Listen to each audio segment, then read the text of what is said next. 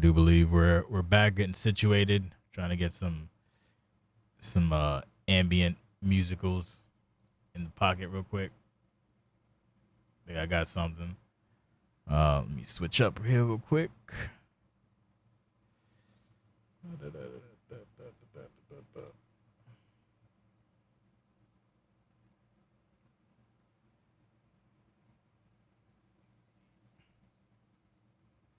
To me than me like posting it ahead of time or whatever. What are you posting ahead of time? Anyway, we're it's the Toe All Show. of it made sense. Post show thing is Oh shit, we're live. Yeah, we're live. We're live. Yeah, so let me just make sure this audio is good real quick. There's a lot to do. No little time. You there, Jimmy? Give me an audio test. Here. Okay, fantastic. Your audio is good. Jake, I know your audio is fine. Bon oui. We got we have room for one more if someone wants to come in. I've been fucking. Let's call like, El Puska. El Puska. You know what? I'll be right back. You gonna yank somebody up to do the post show? Nice. You yank somebody up? Yeah, this is the post show podcast. It's not gonna be super long, cause I'm tapped out, but there is stuff to talk about. It's a good show. Have a few things, but I also want you to take this opportunity to get, the games, sold or whatever. Oh, you I grabbed heard them him through my fucking headphones while I was in the bathroom. That's how loud he got. I had to shout. Yeah. That's great. Okay, give me a mic check real quick, Court. Angus. Yeah. I need to get more water. Give me 2 seconds. Okay, well that's a good mic check. That should be enough. All right. So first things first, let's give us a quick giveaway. We've given away, I don't know how many goddamn games so far. So here's a big one that should have been done during the main stream. So many. Temtem is up for grabs. So basically, win the raffle, win the game. We have a copy of Temtem. We have quite a few games left to do, and hopefully I want to get them out before the podcast ends. So we should be fine with that. Yeah, I know you did. Much to the chagrin of a few people. That was one of the hot ticket items that should have been on the milestone. First and foremost, thank you everybody who donated and participated in everything. We've raised 2,100 buckaroos, which is beating our previous record of 1,785, I do believe. So that was fantastic. We already beat last year's record within 5 minutes of the stream, so that was fantastic, and it's good to see. I always like to set the expectations low, that way I'm not disappointed if it doesn't, but this is twice a year so far that we've already superseded expectations, so that's fun. I'm happy to see that we've raised some money. It's nice to see the community come together to raise money for a good cause. And it's good. I'm very, very elated that we did that. So I guess this is a yearly thing now. There are a few caveats. Over the weekend, I'll do the new permission for, I guess, year 3, because if you notice on the OCW Discord, there's like year 1, year 2, year 3. So year 3 gets another permission higher and whatever. It's like collecting achievements. So shout out to the OCWFED community and everybody else outside of the community who decided to donate. I know Russ was going to a few people. I think Jake may have. I know there's people trying to bring others signal boosting. So we appreciate you, everybody who donated. That being said, I guess let's kick things off with the show. Shout out to Empress for putting together pretty much 95%, if not 100% of all the video packages. That includes the cards, the card graphics, the card video, the intro, the outro, the song, etc., etc. Shout out to Piff for putting together the arena. Shout out to Drago for overseeing the entire, I guess, the logistics of everything. Funny story about that, Drago posted a card one time to me. He's like, can we do it again? Like, sure. He posted a card, the first card. I was like, this is awful. He came back with a better card, and this is what we got. So it worked out very good. So shout out once again to Drago. Also, Drago and Mugen donating a metric ton of games. And I think I've reached everybody that should be thanked for that. Everybody who participated, obviously. There was in the credits. I'm not going to name everybody by name, but everybody who participated, thank you very much. And that being said, I guess we will take it away to the, Jake, you like talking. Go ahead. Knock yourself out. Hello. It's me. It's your speaker guy. You can connect with me on LinkedIn. No. Yeah, right. You should. Come watch my unhinged LinkedIn post where I talk about how you need to be awake for 24 hours a day and grind. An incredible event every year. I say every year, but it's only been 2 years to this point, like you said, Jay. But the fact that we've raised just short of $4,000 with our community alone for the Humane Society of the United States over the last 2 years is tremendous. I really do hope that it does go like kind of an annual deal at this point. But big shout out to everybody for making this event what it was. It was super fun, and the way that our community was able to kind of weave in like the stuff that we're doing, like the stories and the action that we're doing here with all of the fun of a charity show. Like, we're better than all the other feds. Whatever your favorite wrestling federation is, we're better than that, production wise. Okay. I have no talent wrestling wise, but I can produce like a motherfucker. Yeah. I mean, I have no equivocation with that. I agree. I just like that we come together, and I know I sound a little fucking out of it, but I haven't had a drink either. So I've just, the reason the show was late was because I took a nap and I woke up like late, and I was like, oh no. Because the show was done by 12 o'clock, and I was happy. I was like, hey, everything's done. And then that happened. But it'd be like that. So first things first, let's talk about the introduction. We'll do Jimmy, Angus, then Jake. Intro, go. I really love the intro. I thought it kind of weaved together past and present in a way that was fitting for the way that our season's gone so far. I really liked it. Plus, like, the whole, I guess, theme of it really was nice. It was a really done-up theme, so overall, really excited for the introduction. Are we talking about the dog part? Or are we talking about the images like the Then Now Forever part? No, talk about the introduction of the actual show. Okay, because I was mostly eating a sandwich during that. So okay, it's okay. So we can just go to Jake. Jake, go ahead. He was eating a sandwich with animal meat in it. Everybody, fuck this guy. No, I'm kidding. Chicken. Oh, I mean, this felt like an intro to any other show, and so I'll just say that the quality assurance to make sure that it wasn't an afterthought, and it made it look like it fit right in with any other freemium live event, as you like to say, Jay, or pay-per-view, was perfect. Because this isn't a B show. This isn't I can skip that show because it's a charity thing. Like, and we'll talk about it as we go. There's a lot of things that go on here that are pertinent to it. And I think that's important, because if you just have like a side show that is like, hey, this is just for fun, it's very easy for people to not care or skip or whatever. I don't think this was that. And this show, the opener really did a good job of making it known like which talents were at the forefront and, you know, all that good stuff. So that combined with Drago opening the show, my nipples are hard as a rock. Are you Nipples McElroy? Oh, you goddamn right. Jesus. Okay, so speaking of the triple threat, one thing moving forward, I think from now on, I'll say it now, and I guess I'll try to make sure in the Discord that the policy regarding like, because as you know, the card order is usually semi-random. Usually, like, I have an idea and then I kind of go from there.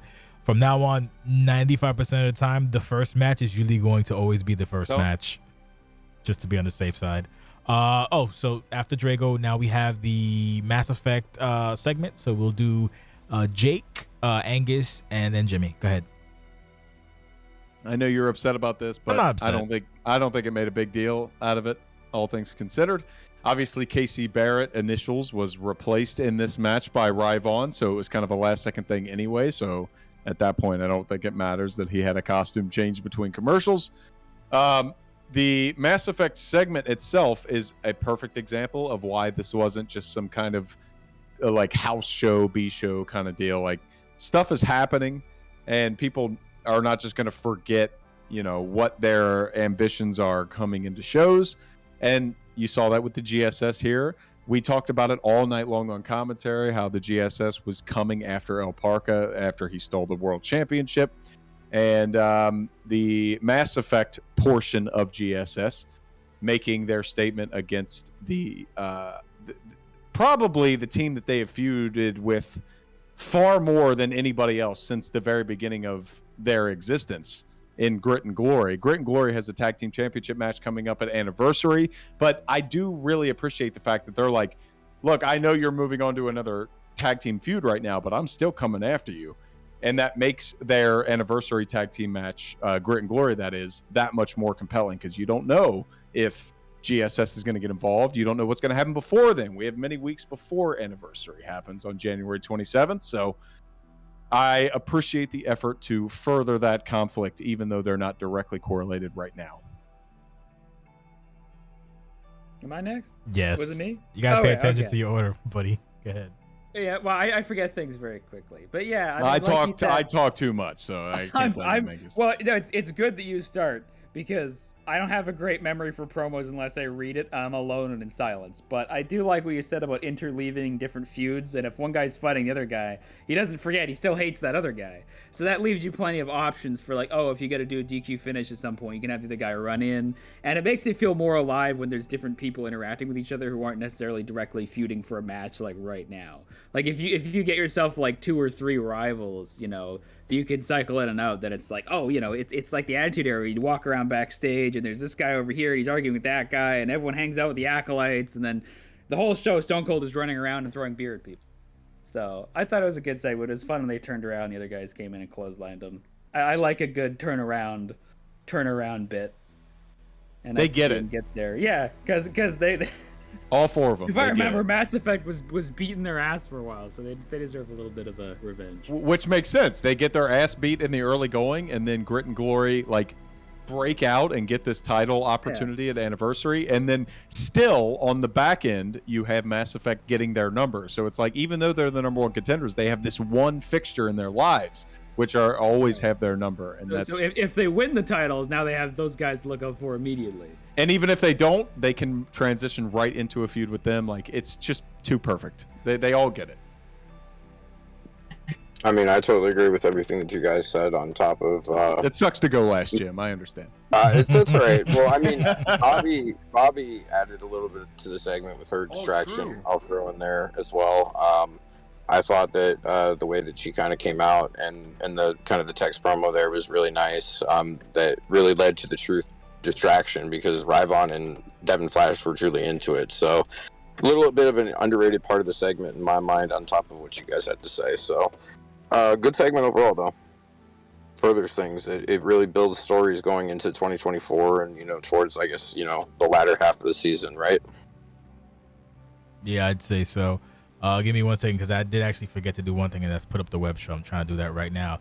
While he does that, go ahead. We have Mad Dog Davis, despite what other people may want to call him, versus former international champion, the Iceman, and the Initials replacement, which was Ryvon. So the triple threat match, while Jay is figuring out his end, Mangoose will start with you, then to Jim, and then I'll finish. All right, that works for me, because I remember matches a lot better than segments. Don't ask me to start in a segment. I'll be like, oh yeah, that guy and that guy had a fight, I think, maybe like a couple weeks ago. But no, it was nice. It was chaotic. It wasn't too chaotic. I like a good triple threat. There was lots of action, a lot of power moves. I love that, like, dive over the other guy's back. It was super clean. I just like a good triple threat match. Maybe it was like a little bit long, but there's nothing you can do about that. If you get up and someone else is getting pinned, you have to go in and break it up. You're trying to win. So pretty much the only complaint I had was with this game's lack of selling. But, it was good. There was lots of fun spots and lots of ass beatings. Jim? Okay, first of all, I don't want to hear none of that disrespectful Coco talk out here. All right. I've tried. I've muted myself. I can't. I am defending my man here. Like, let's not do none of that. Okay. I think we saw, and we'll get to that later, but there was some peppering going on in that respect. But the match itself. Peppering? Oh man, you listen to the promo, but that's, like I said, down the line. Talking about this match specifically. It was really back and forth in terms of, I thought that anyone could win at any time. Have my money on, of course, Mad Dog, which ended up making me quite a bit of money in the end. But there were a couple of times where if this match ended, it would have been a perfect ending. I mean, these guys really went back and forth. Mad Dog stole it at the end, but again, the spot where a couple of times where there could have been some epic spots where, like, the game kind of crashed into each other, jumping over the ropes or something like that. But we had the one time where he got jumped over and he just hit. on the ropes, and that was really nice. But outside of that, the match was a good match for, kind of the middle, getting off from the beginning type of card, placement type thing. If you get what I'm saying, like where it was placed in the card, who was in it. I really enjoyed the match overall. Yeah. Well, generally, when you start a show, you want something fast and exciting, and the triple threat is a good way to get that because nobody sells. There's like a guarantee there's going to be offense all the time. You're not going to get a one-sided ass beating because someone could just come in and interrupt it. We'll get to one-sided ass beatings later. Oh yeah. Yeah, I definitely appreciated this as the opener, like a big chaotic affair, not something that's like quick and dirty, because that can work as an opener. You got somebody that comes out here and just busts his opponent's ass. That's not what we had here. There was a lot of different, what I appreciated a lot here is there was a lot of different kind of directions that all three men were going. I tried to mention on commentary a couple times, like Iceman with Marissa, with his momentum being cut out from under him after he lost the international title to Sheldon this last week on Riot. Mad Dog Davis has his whole thing with the North American Championship, which we'll talk about, not to mention all of his other involvements with DNS. He's a very busy man. Casey Barrett would have been a very, very big part of this because he's busy as well. But he's so busy that he couldn't even be bothered to show up. So fuck you, Initials, you fat pussy. You were replaced by Ryvon, who is a real man, and he is a whole lot of man. He has twice the meat that you do. Oh my God, so much meat. Ryvon showed up. The costume change over the course of maybe 95 seconds of commercials. That's took off his super pants, impressive. put on the pool Velcro pants, baby, like ZZ Top said. No doubt about it. So, jokes aside, the match itself was fun. It did bounce around all the time. I thought it was a great opener for that reason, to kind of set the stage. Because for big events like this, whether it's not the same thing, but like Summerside, Lucian, Anniversary, this is a big event for a different reason, but it's a big event all the same. So there's a lot of other packages to play beforehand. There's a lot of stuff that goes along. You got people talking in the chat about donating and everything. So for this to go long, I thought actually worked a little bit better in its favor for that reason. It gave all three men a little bit more spotlight. I do agree with you that the moment of this match was Iceman hitting the howling on the outside, the dive right over him immediately afterwards to stun, and then the icebreaker. If that was the end of the match, it would have been perfect. But you can't always be perfect in comp. So Ryvon did kick out, and it does fit perfectly after all for the DNS leech fuckboy Mad Dog to get the atomic dog at the end and the pinfall. So big shout out to Mad Dog. And listen to that type of talk. It's fucked up that Atomic Dog isn't his theme song, I think. I guess that's Two-Face for a bad guy. You can't really boo that. His song's good, though. I do like his song. His new song. I know when he debuted it a couple of weeks ago, like, it wasn't universally loved because they love the original, but this one, I think, works better for the character he's portraying. Jay? Yes. What do you think? Nothing. It was exciting. I enjoyed. I like how you asked me a question and you fucking burp in my face. That's very rude. No, it was a good start. Like I said, my only issue is the platform itself. The competitors is fine. It's just that it's really difficult to have, it's just frenetic because of the nature of the platform. But good start, good solid start. I was trepidatious at first, but it proved to be a good start, a good opening. And I like the fact that my man Coco won. Shut up, Jimmy. So yeah, it helps build, I guess, momentum regarding the DNS folks. So overall a good, nice, clean start to the show, and exciting pace setter for things to come. Speaking of things to come, we have Ryu Matsumoto versus Owen. So we'll do Jimmy, Angus / Court Marshall in the middle after Jimmy, and then Jake Allen. My take on this will be essentially very surprised by Spider, and I'll extrapolate that later on. So Jimmy, take it away. Okay, so the Spider, first of all, based on some of the matches I've watched in the past, like gone back and watched on YouTube, he was a lot more competitive out of the gate than I expected it to be. Right, like he was kind of giving it to Owen a little bit first, which was good. I think we know that lasted about 2 minutes, and then Owen started chopping him, like he was a tree. Yeah, oh no, yeah, that's fair. About 5, but he started chopping him like he was a tree, and probably a couple minutes after that, he was down for the count. But it was a really nice looking match overall. It served its purpose. It made Owen look really good, as Spider does for a lot of people based on previous matches that I've watched on YouTube from him. And overall, there were a couple of things like he used Tibby's finisher, which I saw really made everyone angry in the Twitch chat. That's his job. Yeah, so other than doing stuff like that, it was a pretty good match. Served its purpose. Well, I really enjoyed the how you say the counterbalance of competitive. Like, you couldn't pick two more opposite people in the entire Fed, inactive or active. You have the most serious British wrestling, world of sport, guy who comes in and he just hits people, he puts them in a hold, and he's like, okay, I've beaten you, goodbye. And then you have Spider, who's the goofiest motherfucker. And it works so good because it's almost obviously he wasn't for shoot, but it's almost like Owen was underestimating Spider at the beginning and kept getting caught by all those quick Mortal Kombat kicks.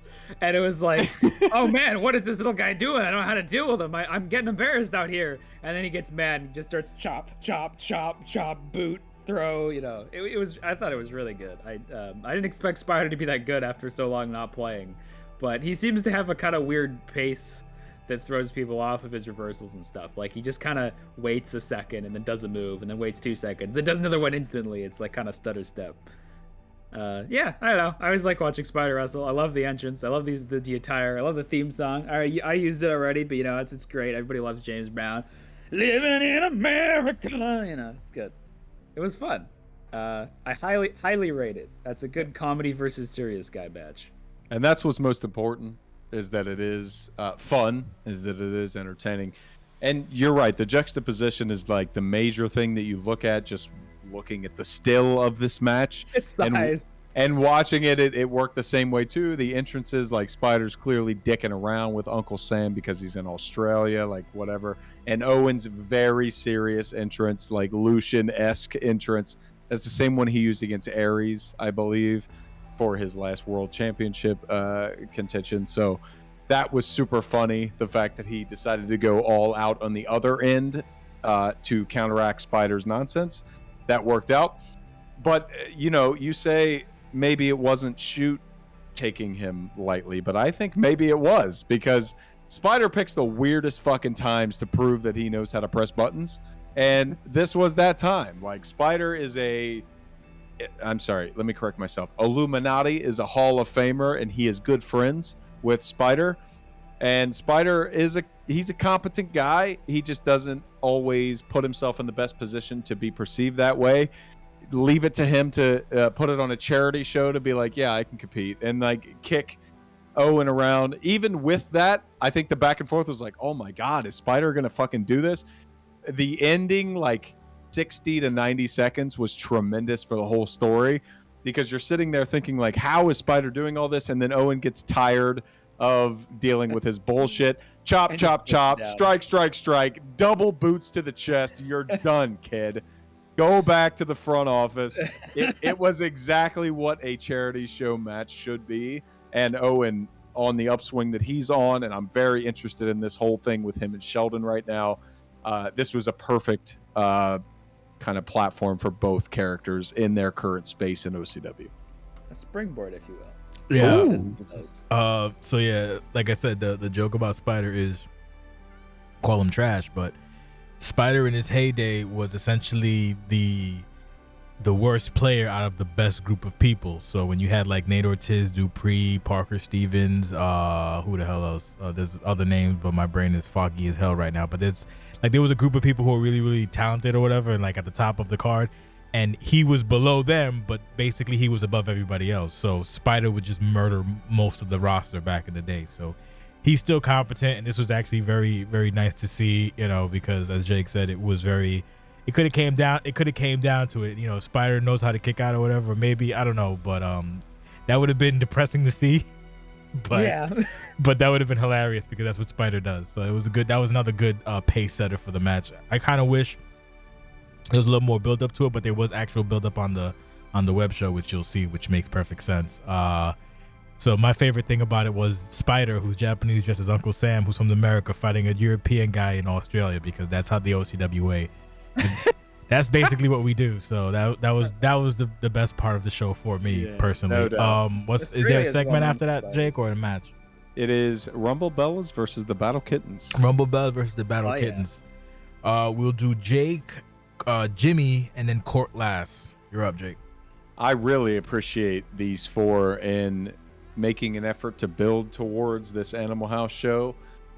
It's not necessarily a detractor for others who didn't, because it's a charity show. Like, some stuff will be thrown together, but given the names that are involved in here, especially Ashley Moore and Marissa Welsh-Mack, given their like kind of history over the last several years, they are some of the best in that division. So the whole story of a miscommunication based around Marissa's being tortured by the House of Faith was very smart. Like, that's what you love to see. Marissa had something existing, and then being able to pivot and make it work with Animal House is amazing. We'll talk about the Marissa House of Faith segment later, but the match itself was just fun. Like, they made it work on the shows leading up to this. Both Turmoil and Riot had segments building up to this where Marissa's like kind of paranoia led her to slap Belle, and then vending machine. And then Ashley came up and they're like, all right, let's make up for it. And then you're like, okay, so they actually are friends. So they come out and do the promotional event with the Christmas, the Santa outfits. And there's another miscommunication. And FloJo being the wild card in this also is exciting, because she's the future investment. She's always causing trouble. She's a member of the family. You beat up an old lady. There's a lot of moving pieces here, but they made it work for me. It didn't seem like it was totally random. And like when they were fighting each other, I was like, okay, like Marissa has more reason to fight here than just I am friends with FloJo, because she's not, or I am enemies with Belle or Ashley, because she's not. But she had her own reason because of the whole House of Faith paranoia. The match itself was fun. It was exactly what you'd expect for this kind of show. The biggest part for me that I wanted to point out was Ashley refusing to tag out at the end. I kind of think it speaks a lot to Ashley's like mentoress role that she's in right now with Belle. Was like, no, I'm not going to tag in my young girl. I'm going to show her how it's done. Dragon. And over and over and over, like, she should have tagged in the young dragon. She missed multiple opportunities. She eventually got kicked in the face. She eventually got bimbo bombed, and that was the end of the match. But I was a fan. Belle was like the MVP of the last match they had, wasn't she? So and this one. Yeah. So it tells a good story, even if it's not on purpose. Some great attires too. Great attires. I mean, the way they did those were awesome. Oh yeah, I forgot. I should have mentioned that. Oh yeah, they were probably some of the best attires of the night. I got to tell you. And I mean, the match, you guys covered a lot of that. The stuff with Ashley at the end, especially, stuck out to me personally as well. But I thought that FloJo did pretty well for herself as well. Just kind of getting into something and, trying to build some momentum moving forward. She's got to do something with that FI at some point, right? So trying to build a little bit of positive momentum with this match, for FloJo is a good thing. And then Marissa, obviously she's got a lot going on as well. So with this win, we'll talk about more with her later, but with this win, is that going to kind of project her into the upward trajectory and get rid of those demons for her? Is the big question at this point. I concur. I think she needs backup. Yeah, I dug the match. Just like Jake said, it came down to the wire, and fucking Ashley didn't want to tag out. And speaking of not Ashley, but speaking of actual Belle, the taggee, throwing shade at Big Deborah. So. There's that. Do we want to discuss that, or just basically have Jake tell her to get fucked, nerd? We'll give them a chance to talk to, but I'll just start and say that I don't care. Belle is not worthy. I already beat her ass, so let's move on. Nice. Just shooting in chat here. Okay. So speaking of Big Deborah, isn't this the Alexa Hayes Deborah match, quote unquote? That's next. Yep. So we'll do we'll do Angus, Jimmy, then Jake. So this was funny because what was submitted to me was a 15-minute video. So I was like, okay, cool. So when you thought it was a match. Yeah, I did. So So he wound up doing something in post, which essentially kind of maybe spoiled it for me, but I wasn't sure. So long story short, he wound up like showing a still of Valkyrie in a matchup. He's like, oh, okay, that's cool. And I was like, oh, maybe whatever. I didn't put two and two together. So then when the Alexa thing happened, I was like, oh, okay. And Valkyrie's music, oh, definitely. Oh, that means that's what that means. Like, cool. So I was very excited. And then I had the wool, the rug swept under me, and I was legitimately annoyed. Ooh, good job. Break for you. Good, yeah, fuck you. Good job by Jake on that. No, heel work 101. Great. I know Jake has the whole backstory to it, which will be funny. We can talk about that afterwards. But yeah, I was in a match, which is a really good segment, and yeah, no, it's really good quality heel work. So the best part about it is that they got swerved once, right, with the betting, and the second time once the Valkyrie betting hit, I didn't keep it up long, but Valkyrie had like fucking 75K, and Deborah had like 2, and then fucking, and then once everybody realized, I should have gave Valkyrie I should have gave Deborah the win, because technically whatever. Take all the money. Yeah, no, that was give her a 10 count. That was Valkyrie can't come out. That was fun. So yeah, so I guess Jimmy. Wait, was it Jimmy or Angus first? I'm sorry. I don't know. Whatever. We'll do Angus first. Angus, then Jimmy, then Jake. Well, I don't have much to say. It's classic heel work. The cheap heat at the beginning. Oh, you Australians, so thank you so much. She doesn't run them down immediately. She goes, oh, thanks for paying to see me. You probably went bankrupt because you're all broke. You fucking European Union bastards.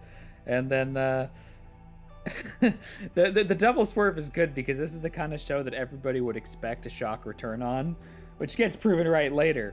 So to have, it's Valkyrie's coming out, like you think, oh, maybe it's a second swerve, but maybe it's really happening, and then it kind of cuts to like an image of her entrance, but it's from an old entrance. It was very sneaky. It was very good. I had a good time.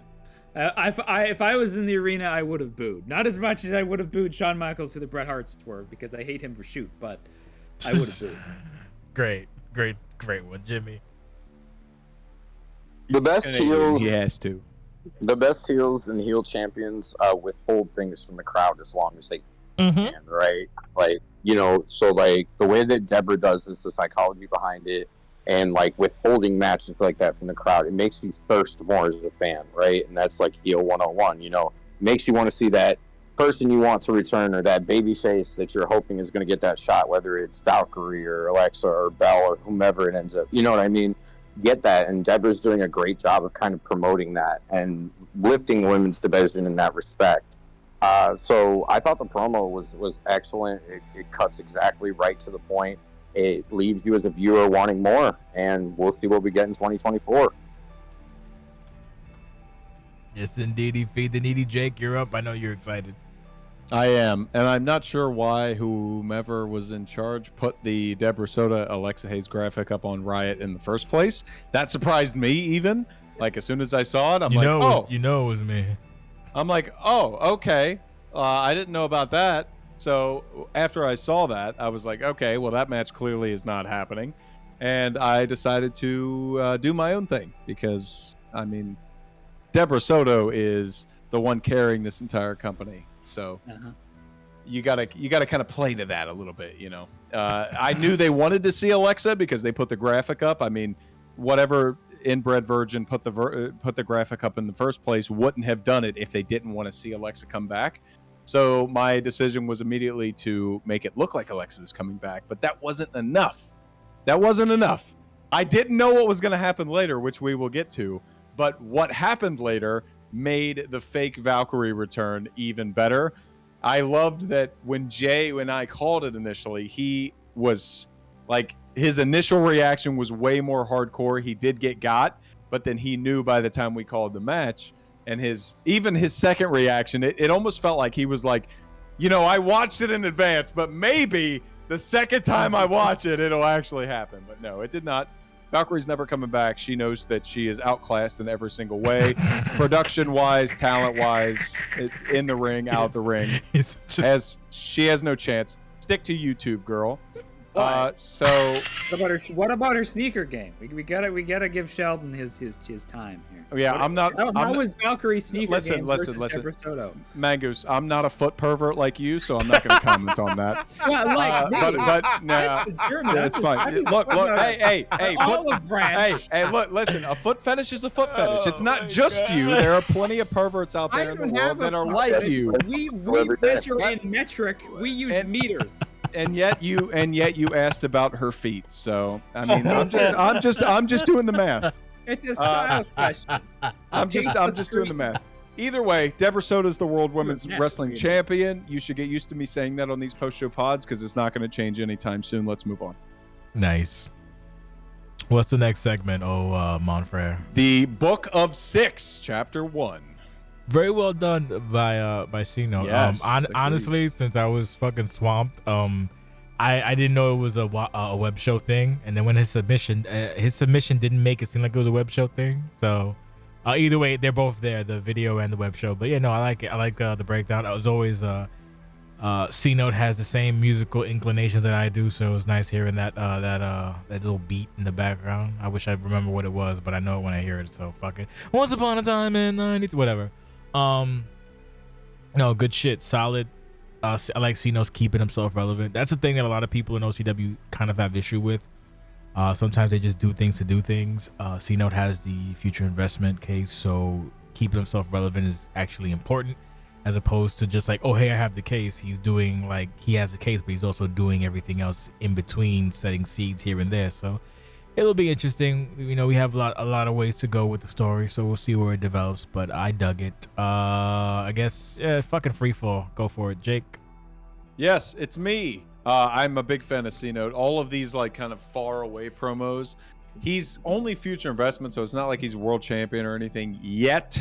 But he is still positioning himself as an important and notable and scary figure for those who have any championship. He's made it a point multiple times that he could cash in on anybody. He has called out every champion, like international, North American, tag team even. Obviously the world championship, that's kind of inherent with the future investment contract.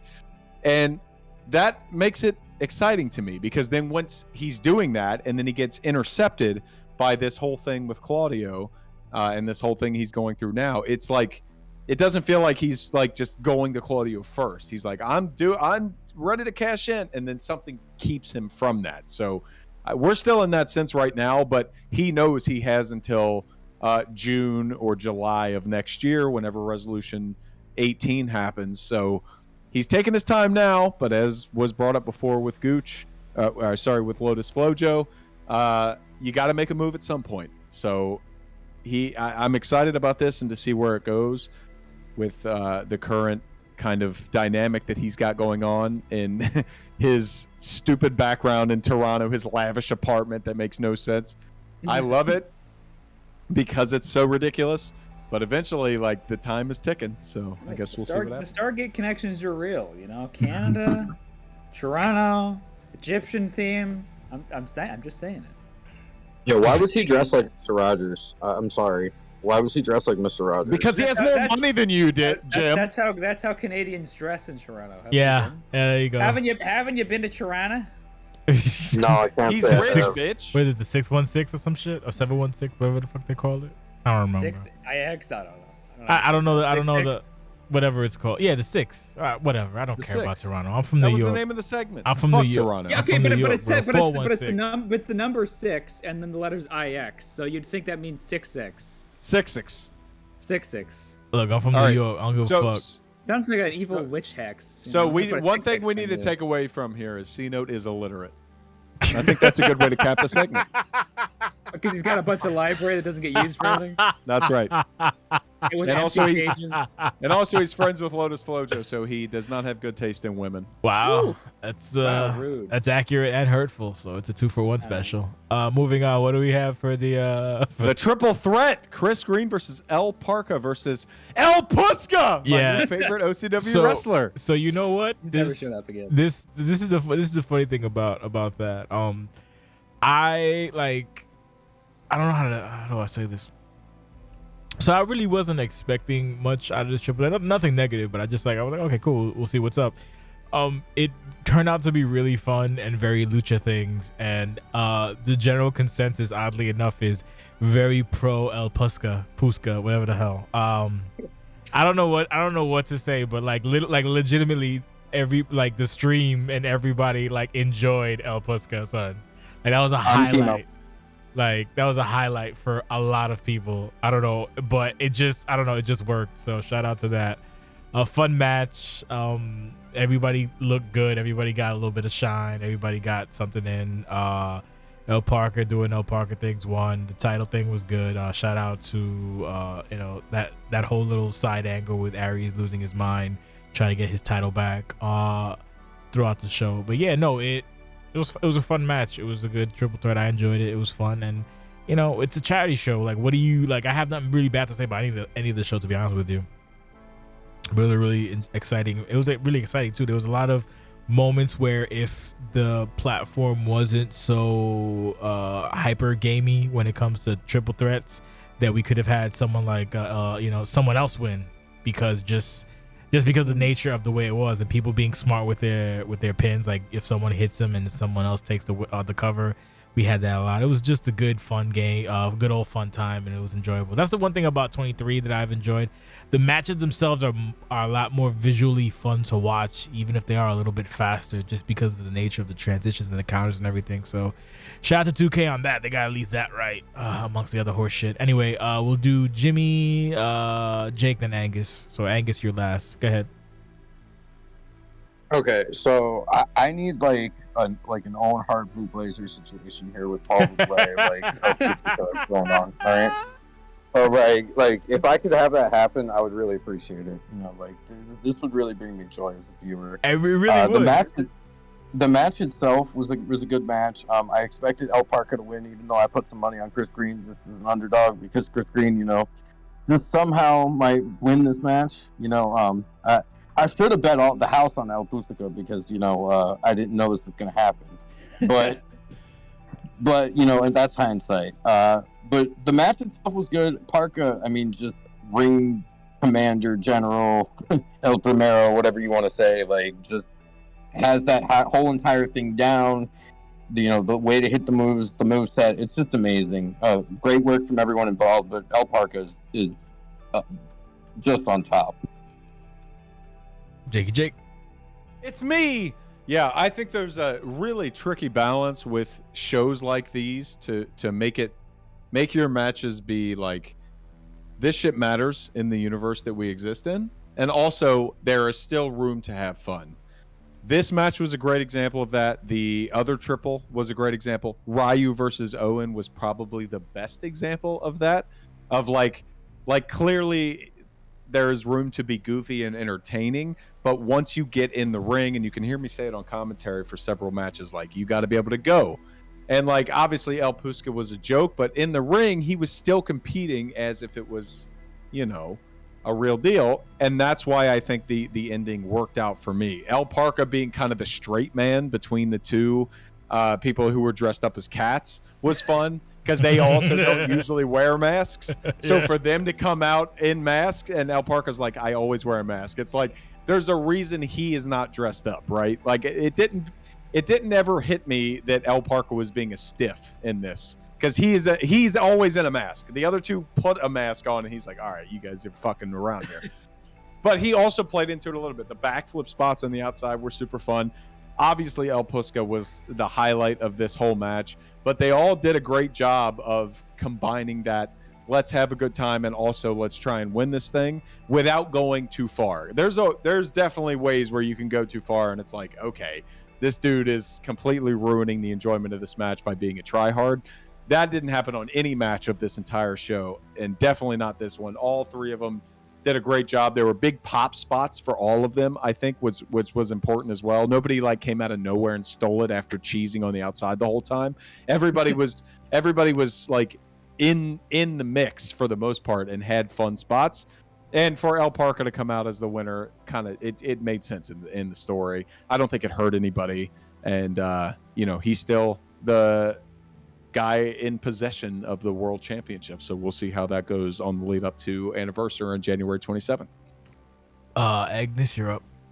Yeah, I think it all worked out. I was trying to look for a gimmick for this match. I wasn't sure. I was like, oh, I asked Drago if it was like a canon pay-per-view or not. I just wanted to be like a completely different character. At first, I wanted to come out with like a banana hammock or like a thong or something, but then I'm there's glad you none of didn't. that. There's none in the game, so I was like, ah, shit, I gotta find something else. And then I saw the Zubaz pants, and I was like, what if I made fun of Parka and decided to try to be like a better luchador than him? Like, wouldn't that be good heel heat? And so I put like the gory special, and I put the leg whip, and I put some quarter moves. I put like a hard top rope working around on there too. I think I never got to hit it because no one ever ended up in the corner. But I'm glad it worked out. It was a very fun, stupid gimmick to do. And I think Parka winning works out too, because he's like, oh, you guys are gonna make fun of, Lucha's important to me, and you two are just gonna come out and make a mockery of it, so I'm gonna beat the crap out of you. And I should have been ready for the late reversal on that Trouble in Tijuana, because I took like 7 of them. Took quite a few. And I'll say, I forgot to mention, I'm sorry, Jay, I don't want to break out, but Angus, this is a part of Mangus's brilliance that nobody else will realize, because beat me to it. he was way more active when I started, so he's kind of like just getting back into it. Even people that were like here 2021, 2022 didn't get almost any of him. So that's part of his brilliance. That whole story that he just told, like, maybe this guy comes out, he wants to show that he's a better luchador. The way that he did that, knowing that he is still Paul Boulay, that like double leg head, it's not a head scissors, it's like a body scissors. Yes, it's like a fat body scissors. And that whole spot on the outside where Chris Green and Parka did like multiple dives, and they're like, athleticism. And then El Pusca runs up and just does like a big fat guy senton. It's tremendous. You just like, that's the brilliance of the guy here. Yeah, no, that a lot of people won't appreciate, but it is what it is. I always say this about Angus / Court. He is the handler's handler. He kind of reminds me. It's maybe not fully, but a very close to a modern day Bobby Minio, because. No shot on Bob, but Angus is a little bit better in the ring, more or less. Like Bob was there when it was killers left and right, so I understand why Bob was just really good at writing. But no, Angus is that guy, man. He can take whatever character and make it work. Like, if you look at Paul Boulay, like if you look at it in the scope of even OCW or Call is Call, like it's like whatever, but he makes it work, and it's a fucking great. Like, I love Paul Boulay is a great. I love Paul Boulay, and then now this fucking like Jimmy said, this El Pusca guy. Like, I need more of that too, because it does work for whatever. Like, even if it's not a consistent thing, like a one-off every now and again, it works. It was a really good match. It's a really good character, and the consensus generally was a lot of people were very, very pro El Pusca, and it was just. That's how you know you're a good handler, when people first go ugh and start laughing, and then they go, oh man, we need more of this guy. Like, that's how you, like, people can't do that. Like if you look at OCW as a whole, like a lot of people, a very high number, can't do that. So it's a shout out. It's a testament to the person as a handler, the testament to the character and how to make things work and how to make a move set that fits. Because like Jake said, even with the get up, how ridiculous and awful. Like I said, long back, and what I think Empress said, the longest ass, the longest butt crack or whatever. Like, like that guy, it still worked, because even though like those really like just offensive luchador's moves, like it's good. So that was a very fun match, and I dug it a lot. What's next on the docket, Jake? Marissa Joanna Scrap. Yes. All I gotta say is keep the story going, and guess that's the third. What is the third costume change? I think we're good. Like one is good. Three Maybe costumes for but at this point for me, and I'll just take this as my turn. Marissa is I can't think off the top of my head at this point, but she is one of the only people who could get away with 3 costume changes in a night without it being kind of like because that's Marissa, right? She is such a fucking aesthetic character. She is such a visual character. So to see her come out, I have an outfit for me to come to my hubby with the ring. I have an outfit for the match, and I have an outfit for the rest of the show. And the rest of the show ended up her coming after Joanna. I'll just say that this whole House of Faith story has been very pro House of Faith. They have gotten the upper hand in almost every situation. So for Marissa to be so heartstrong in her hatred for them, to seek her out, and like it felt weird to me, because they're like kind of in that spooky realm where they only show up when they decide. So to have somebody that's so valiant as a babyface, or just as a person in general, to go find them and say, nah, this shit, if you're in the same building as me, I'm gonna fuck you up. No, I'm not gonna let you go to your spooky bag. I'm not gonna let you get with your group. It didn't work out for her in the end, because she got the chair taken away from her and she got brained for it. But just the initial, like, I don't even care, I'm coming after you, and I'm going to make you seem vulnerable because I'm going to make you seem like a real person. That's what I took away from it. It's like, yes, I got hit with the chair in the end and you stood tall, but I humanized you. You are not this spooky, crazy character. You're all smoke and mirrors production, and that's admirable for Marissa. So I thought it worked well on that level. Wow. There you go, Angus. You're up. I think it's pretty interesting for the babyface to come up with a chair and then get taken down for it. I think that doesn't happen very often. So I'm definitely hoping that she gets some gets her heat back, brother, at some point. But it makes him look strong, and it's nice. I like that. And like Jake said, the initiative to go out there and just be like, I don't care who you are. I'm gonna come out there and kick your ass. Yeah. It's very, I know you were doing a Steve Austin voice there, but it's very Steve Austin, Kevin Owens. Could also be LA Knight. There's a reason. Yeah, LA Knight. Like, that's a reason that people latch onto those guys, because they're just not like, you beat me up, I'll show up next week and call you out in the ring. No, they're like, no, fuck that noise, I'm coming after you. Home. Jimmy. Yeah, so I think looking back on the last couple of weeks, kind of building up to this, and maybe even like month or two, there's been a lot made of like Marissa's determination and her will to like get back at House of Faith, right? So I think they built that pretty well, in my opinion, as to why she would go after, Joanna. Really, they're just trying to keep this story going into 2024. I'm sure into like the anniversary time, trying to get a conclusion there. What they come up with will be interesting. I thought it was a good interaction, but like you said, everyone said, House of Faith has really gotten the best of her for the most part. So how is Marissa going to get back at them? And, does she need help? How is this going to go? Yes, indeed. As the world turns, what's next, Jake? Dragana Open Challenge. Dragana Open Challenge. So thank God. Probably the moment of the night. Thank God. Perhaps. Thank God. Somebody delivered on a mystery challenge. Yes. It was really, really. I was really happy to see. Like, I think it's the VP was mixed, because obviously people not gonna know that far back, but the people who do know. So it was nice to see Sentai hair. It was fucking. I legitimately lost my fucking mind. I watched it the first time because what I do is I always watch entrances before to get excited for a pay-per-view, like before when I'm putting the show together. So I knew it was Sentai hair, but I was like super, super excited for the build-up, especially the Tiki guy where it goes, I don't know why Drago does that, but that fucking took me out. But the Easter Island head. Yeah, Easter Island head goes, I don't know. Fucking, he just does those sounds. Yeah, so it fucking, oh man, yeah, the melon to my head. There's like, so whatever. No, it was nice to see Johnny back for like a one-off. See, when it's Dragana, like it's when it's Drago, it's 95% of the time going to be a fucking assassination. But Sentai got some offense in, but Drago's Drago. It's kind of for the best, because I probably would have broke my microphone if I saw a hairline. Like I Jake is naturally loud, but I would have overpowered Jake immediately and just fucking probably got assaulted by neighbors screaming at the top of my fucking lungs. But yes, no, super happy to see Sentai back. Sentai still got some juice, but when you fight a final boss, it's not that great. No. Good match, couple spots in, and then the end was great, because like, if you don't know, Sentai Hair's writing style is very like Angus will know this. Remember the Speed Racer cartoon?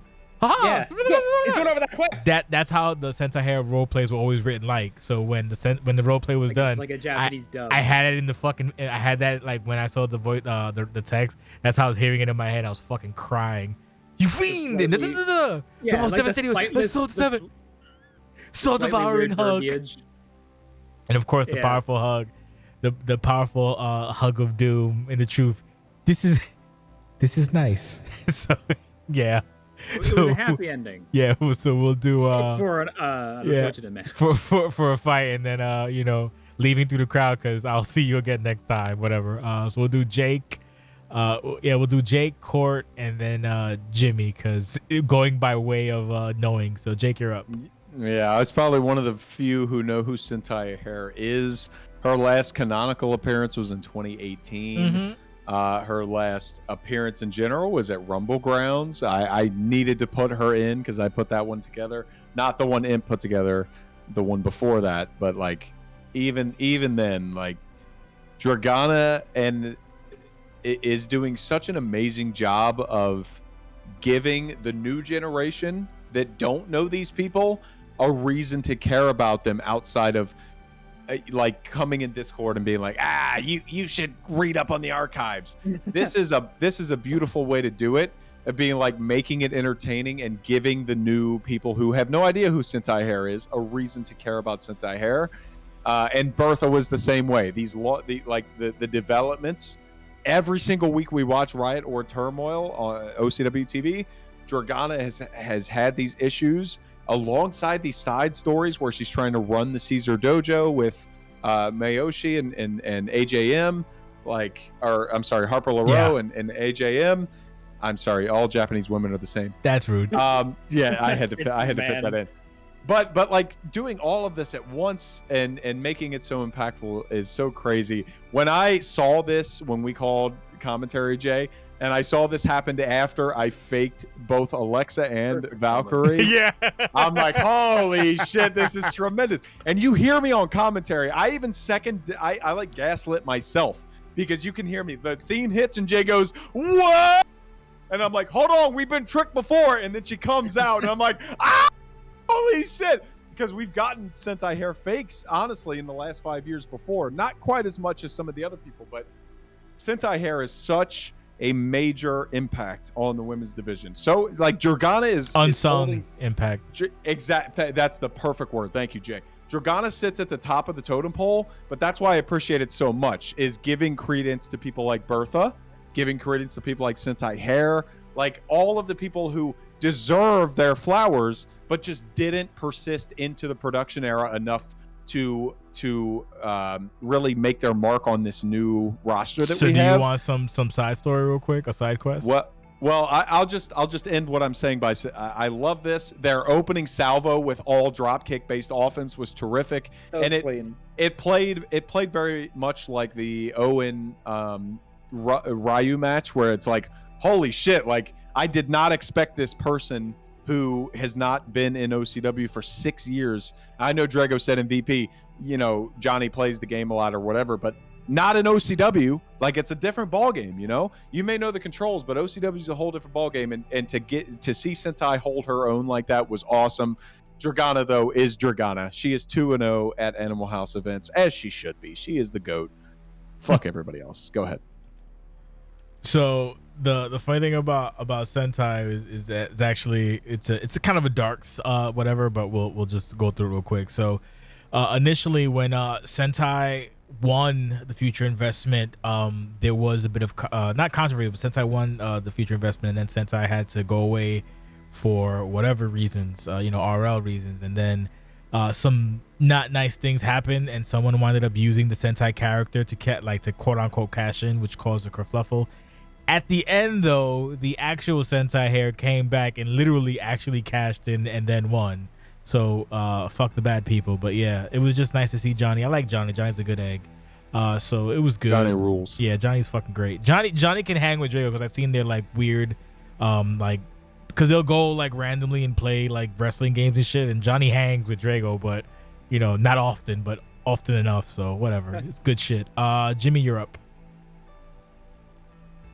Not knowing that much about Sentai, this, to be honest with you. I Hold up. You might be roboting. Are you Spectrum's coming after? Yeah. Oh, you got Spectrum. Oh, that's unfortunate. You gotta change your IP. We know that you don't know that much about Sentai. That's kind of where we ended. Go ahead, try again, Joe. Okay, so anyway, let's try that again. So I don't really know that much about Sentai to begin with. I haven't heard much about or seen much on YouTube as far as going back. I'll have to go back and watch some more. But, I know that Dragana is kind of the GOAT, as far as the women's division goes and, who's active. So I was surprised early on, like you guys said, in terms of, how competitive the match was in the first few minutes. Obviously, Dragana took over the match and it became, quite one-sided more towards the end. And then Sentai tried to come back. I like the Sentai character, though, the bunny ears and all of that stuff. Really cool look. But, other than that, I thought the open challenge went well. And, I'd love to see more opportunities for older characters to come back in these types of scenarios. Well said. Do you have anything to add, Angus? Yeah. So when I started, I wasn't really I was just the very tail end of the Sentai era. I don't think I saw much at all, even though that was the period where I was reading every show and paying lots of attention. But it was nice to see them back, and I kind of want to do a little bit of a side gig on Drago's writing of Dragana. The hardest thing to be probably in the world of wrestling would be a babyface who dominantly wins all the time, because it's really easy for people to get tired of that. So they have to do a good job, with the whole dojo and with the kind of putting the highlight on the new stars and stuff. They're doing a great job with both still playing as competitively as possible, but giving the kind of losing person an out.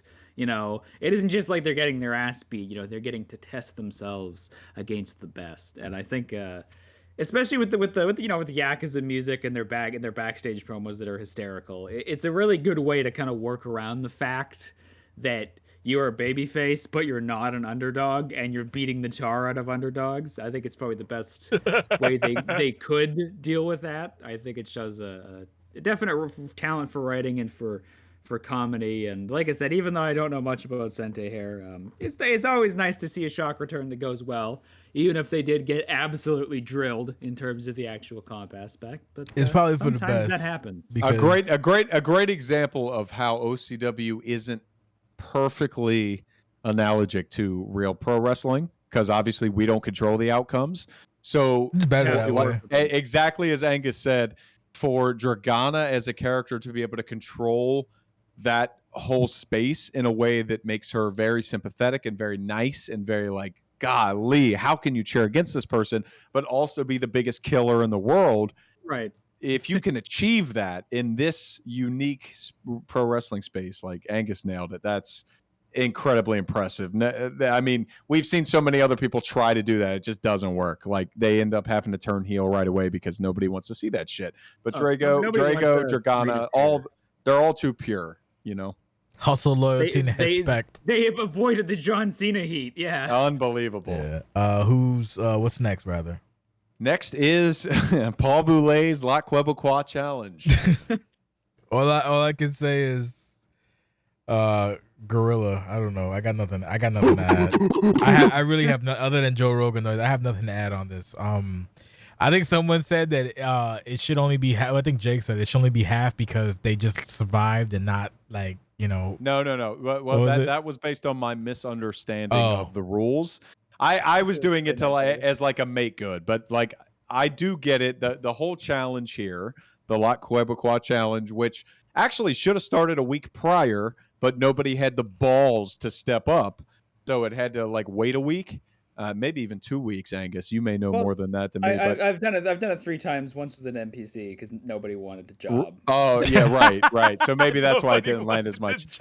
But this one worked well for me. Honestly, I have my issues with it, but it has nothing to do with the rules. The rules, they put the clock up there. Can you survive in the La Quebecois for 30 seconds? And I guess my brain immediately went to, can you escape it in 30 seconds? Yeah, but that's not the rules. So that was my misunderstanding, and I tried to make good of it. But even then, keeping you in that hold, especially in kayfabe, as we have seen how devastating that hold is on people who are current champions, the gorilla thing was a fun homage to the Animal House whole theme.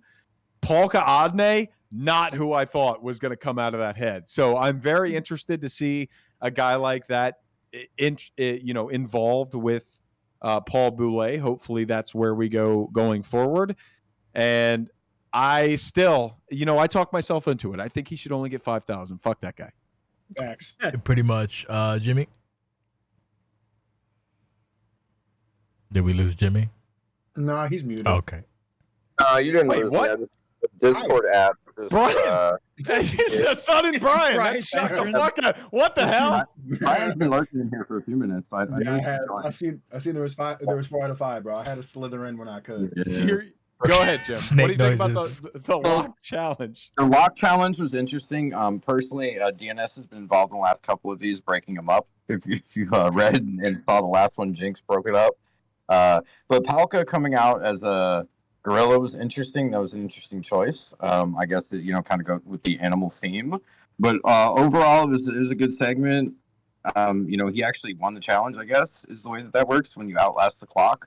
So I guess I was a little confused about the rules, but it was a cool segment, and I'm glad that he won, and it gave him a little bit of babyface momentum, which is interesting considering some of the things he's done before. So maybe Palka's trying to turn a new leaf out of this is what I'm trying to kind of getting out of it. I'm not sure.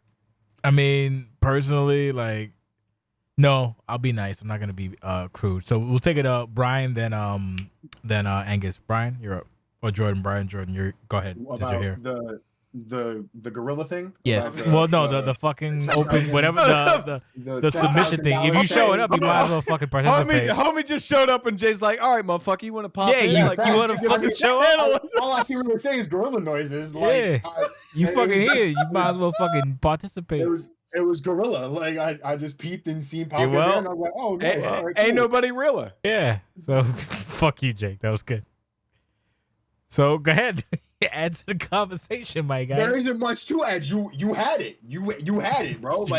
Man's only. Here, hold on. Let's get more specific. Brian, what do you think about Polka Adne, who is a clear disciple of Scumchester Academy, who hasn't really found a way to plant his own flag in OCW, being the one to answer it and doing it in such a silly way that he dressed up in a gorilla costume? It was a segment.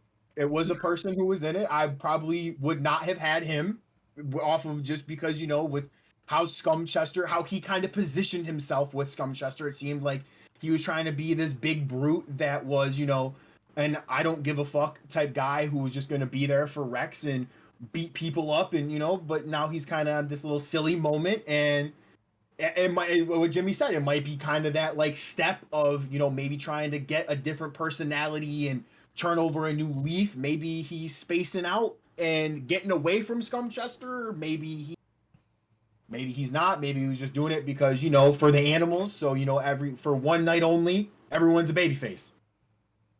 Everybody's a good guy. Angus, did you want to add to your what you call it? Paul Boulay's a dumb piece of shit. Yes, obviously I cannot comment on any future plans, but I thought I would do something silly for the show, and I kind of did the $10,000 challenge. I should have explained the rules better. I'd realized it too late, and it was 4 a.m. when I was submitting it, and I was like, oh, fuck it. They will have read the first promo. Maybe they didn't, but they'll figure it out. I was gonna go for the the classic Master Lock challenge, except you just have to survive. So I probably should have left the animation of him breaking out in. It would have made more sense immediately to the viewer. Well, I did when you said it in the viewing, because you were there the most of the time. I think all the time, but when you said it popped back into my brain. But that first mention of it in the RP, it's you can't. It reminds me why when I watch WWE shows, why they repeat the same fucking thing over and over and over and over and over and over, so that you don't get miscommunications like this. So you did mention it when you brought it back up. It triggered it. I was like, oh, right. But in the moment, I was just maybe the pro wrestling fan in me was waiting for him to break out and something big and exciting to happen. That was probably where it went wrong. Fair enough. I was trying to keep my scope small because I was doing it pretty late, and I didn't realize the universe cutscene thing wouldn't work until I found a different way to do it. And I was like, oh shit, I gotta do it now. I didn't realize it was so much harder to take videos than it used to be. It's easier than ever. And I but had to. But we can do a masterclass later. Let's. Well, like not when the universe cutscenes can only be taken in tiny resolution. It don't work. I can only record in 720p, so it comes out nasty. So I had to use the Xbox Tron and take a video of the Tron. And Damn. yeah, I knew I could not continue the $10,000 challenge because every time I asked, I either got no response or one response. And thank you to all the people who did respond. But to tell you to go fuck yourself. Yeah, I don't want a job, brother. No, nobody wanted to do the JOB to the HAWK any night. That's any not day. gonna work for me, brother. That's not. You know what? That just proves that half of you people ain't shit. Without some kind of fucking herbs. That's so funny. Fucking herbs. Look, hey, brother. I can just see it now. Jinx. Nah, it doesn't work for me, brother. To the roster's credit, most of the people, this is the production era, so most of the people are actually doing stuff. Unlike the era that Court is from and the golden era where you had like 90 people not doing anything, so you would have a lot more people interested in the La Quebecois challenge. I was trying to do like just a so random busy. name. I was trying to do like a random name to like just shoot out there that said no, but I can't even think of that off the top of my head. Anyway, is fucking Bolek coming in real quick? Oh, he is in. He's here. All right, so we're not gonna talk about this segment. Tell us how great it was. No, we're not gonna talk about this. We're gonna move on. We'll move on to the next segment. The next one is what? Rex versus thing. Yeah, the next segment is the start of the second half of the show, which is kind of a big change, like a big juxtaposition to the first half. It is Mark Reese versus Rex. Yes. I don't think we need to cover it, but I will give a big shout to the Scum Tolmec Holiday Special, which will be happening in 2023. That should be a big fun time. If you're looking to lean more, if you're looking to lean more into the ridiculousness of what OCW has to offer instead of this cool balance that we have on Animal House, please tune into that. But next officially is Mark Reese versus Rex. So Mark Reese versus Rex. Now there's like fucking 90 people here, so we'll do. We will do the following. No, motherfucker, you here? Might as well get one or two in here. I got you. My dinner's here. I'm a fuck your dinner. Let it get cold. Stop being a pussy. Podcast just to leave. Yeah, he shows up like, what happened over leave? I literally wanted to come in, be like, hey guys, great show. Really happy what everyone did. Well, he saw the wrong. You just want to be positive because you hit me with like 5 finishers. He saw the wrong drop. He saw the wrong channel. He thought we were in viewing party. So we'll do exactly. we'll do Jordan, Bolek, Jimmy, Angus, and Jake. Go ahead. There you go. Go ahead. Eat your dinner and then fucking speak and then eat your dinner. That match pissed me off because I lost like 30K on it because everyone. I lost 45K betting on Casey. I lost 30K betting on Reese. Brian, how much did you lose in total? Tell me. Over 230,000. Jesus Christ! You're like Ricky's dad of the VLPs. What are you doing? Before the show started. Actually, no, I lost more. I had 650, and I'm at 401. Yeah, you are better than me. I lost $250,000 today on these fucking bets, but the match was dope. Except the wrong guy won. Fuck that fat bastard. And Reese probably has 1 million concussions. That's fine. Just get a Z-Pack. Enjoy your dinner now. Goodbye. Thank you. You're Great show. He kind of nailed it. Yeah. Bolek. Get fucked, loser. Don't steal my heat, Rex. That's fucked, dude. One of my joys, honestly, one of my little joys in OCW is whenever Rex is in VP, because like Rex is like in the Rust category of people I just love. Like he just his fucking nihilistic energy, like ugh. Well, I'm gonna fucking if I'm in a match, I'm gonna have to fucking cripple him. I don't want to be here. Like his fucking.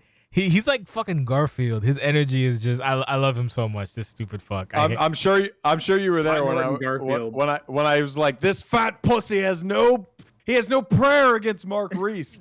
And then in viewing party he was like, and I was like, oh shit, I didn't know you were here. He's like, yeah, that was an underrated moment. You know.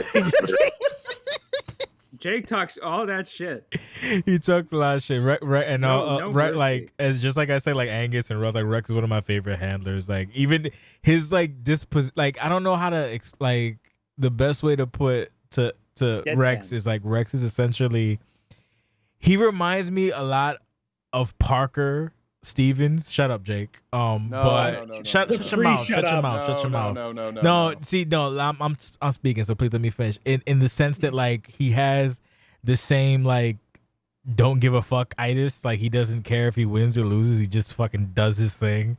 So it's kind of nice to see. I just like his fucking energy. Like I can never motivate like wrestling. Like if I try my like, oh well, you're gonna lose. He's like, well, then that's what's just gonna happen then, I guess. And it's like he doesn't care. Like I can't fire him up and I can't demoralize him because he's just fucking Garfield. I hate Mondays. So yeah, no. Great fucking match, hard hitting. I didn't know where it was going. It was fucking back and forth. The fucking as you know, when the lariat hit, I just fucking held it for like 30 seconds because that's how much I love the lariat. So whatever order it was, go for it because I fucking forgot. I think it was Bolek. Bolek is next. Yes, go ahead, Bolek. Yeah. Boley, as Russ calls him. Yeah, it was great. He said he was gonna pop in chat. It's my fucking guy right here. Delivers. Okay, now being serious. Oh shit, Paulie, that's funny as hell. No, I really like this match. It was everything you could ask for. Yeah, it was big, meaty men just wanting to kick the shit out of each other. Due to how both of these men came into this match with Reese trying to establish himself as a top guy, and Rex being in this, I don't want to say losing streak, but he's lost one match. Oh no, two. You're right. Sorry, go ahead, Bolek. Yeah, well, but in a row. And yeah, you're right. Yeah, don't break out on me. Oh my! That's because of Jake. That's because of Jake. Good. But yeah, I really enjoyed this match. It was one of the best matches of the night. But it was great. 100%. Am I next? Who's next? Mangoose? You're next, I think. Mangoose is next. Oh, you're next. Fuck it. It's me. My list was Jimmy, Angus, Jake. So oh, perfect. Next, the order has been changed. I'm going next. Bolek, that was hilarious. Yes. I thought it was great. So let's move on to the next person. Angus. Okay, so we're reversing the order. Okay. I thought it was my match tonight because it combines the perfect kind of double header of being competitively really close and then also telling a great story. Like there wasn't really any dead spots where someone's getting their ass beat for like 5-10 minutes because you know how breakers and reversals are. I mean, that can happen. But there was a couple spots where Rex was like beating the crap out of him, but within a minute and a half, Mark Reese get a couple moves in, he'd get his hope spot, and he was slowly clawing it back, and then he was winning. And then just when you think he's gonna win, Rex just batters him. It was just nasty. There were so many moves where I was sitting there like, oh, that's fucking gross. Like you know what I mean? Like you're watching a Finley or like a Regal match or something, and they just like punch each other in the nose for shoot, and you're like, oh fuck. It was great. And yeah, I don't know. That's just what I like about wrestling. Fast, quick, hard-hitting, big action, and then it ends clean. It's really decisive even though it's competitive. Definitely match night. There was like no dead spots in it. It was just like high spots the whole time. It was fucking great. Like I said, it was like Goldberg versus Scott Norton on Nitro. It was so before Jimmy, when Reese got Rex down and punched him twice, and the second time busted him open, that was like my one of my spots of the night. It was revenge for when he put his hand on his back and elbowed on the back of the head. Yeah, he just fucking cracked him open. It was like, and the Rex the just only you fires think right the fuck back. Like no two better storytellers. Jimmy, you're up. Nothing better than working stiff, that's for sure. Yeah, I'm stiff, that's for sure. You goddamn right.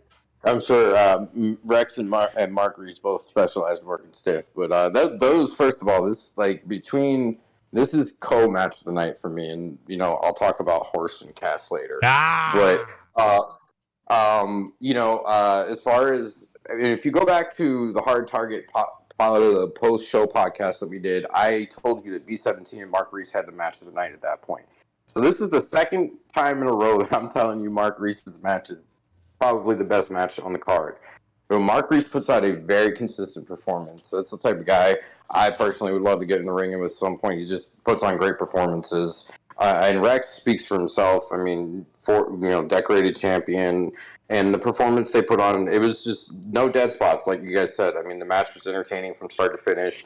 It was just an absolute freaking car wreck of two guys going back and forth and just like bumper cars. There's only two of them, and they just keep running into each other.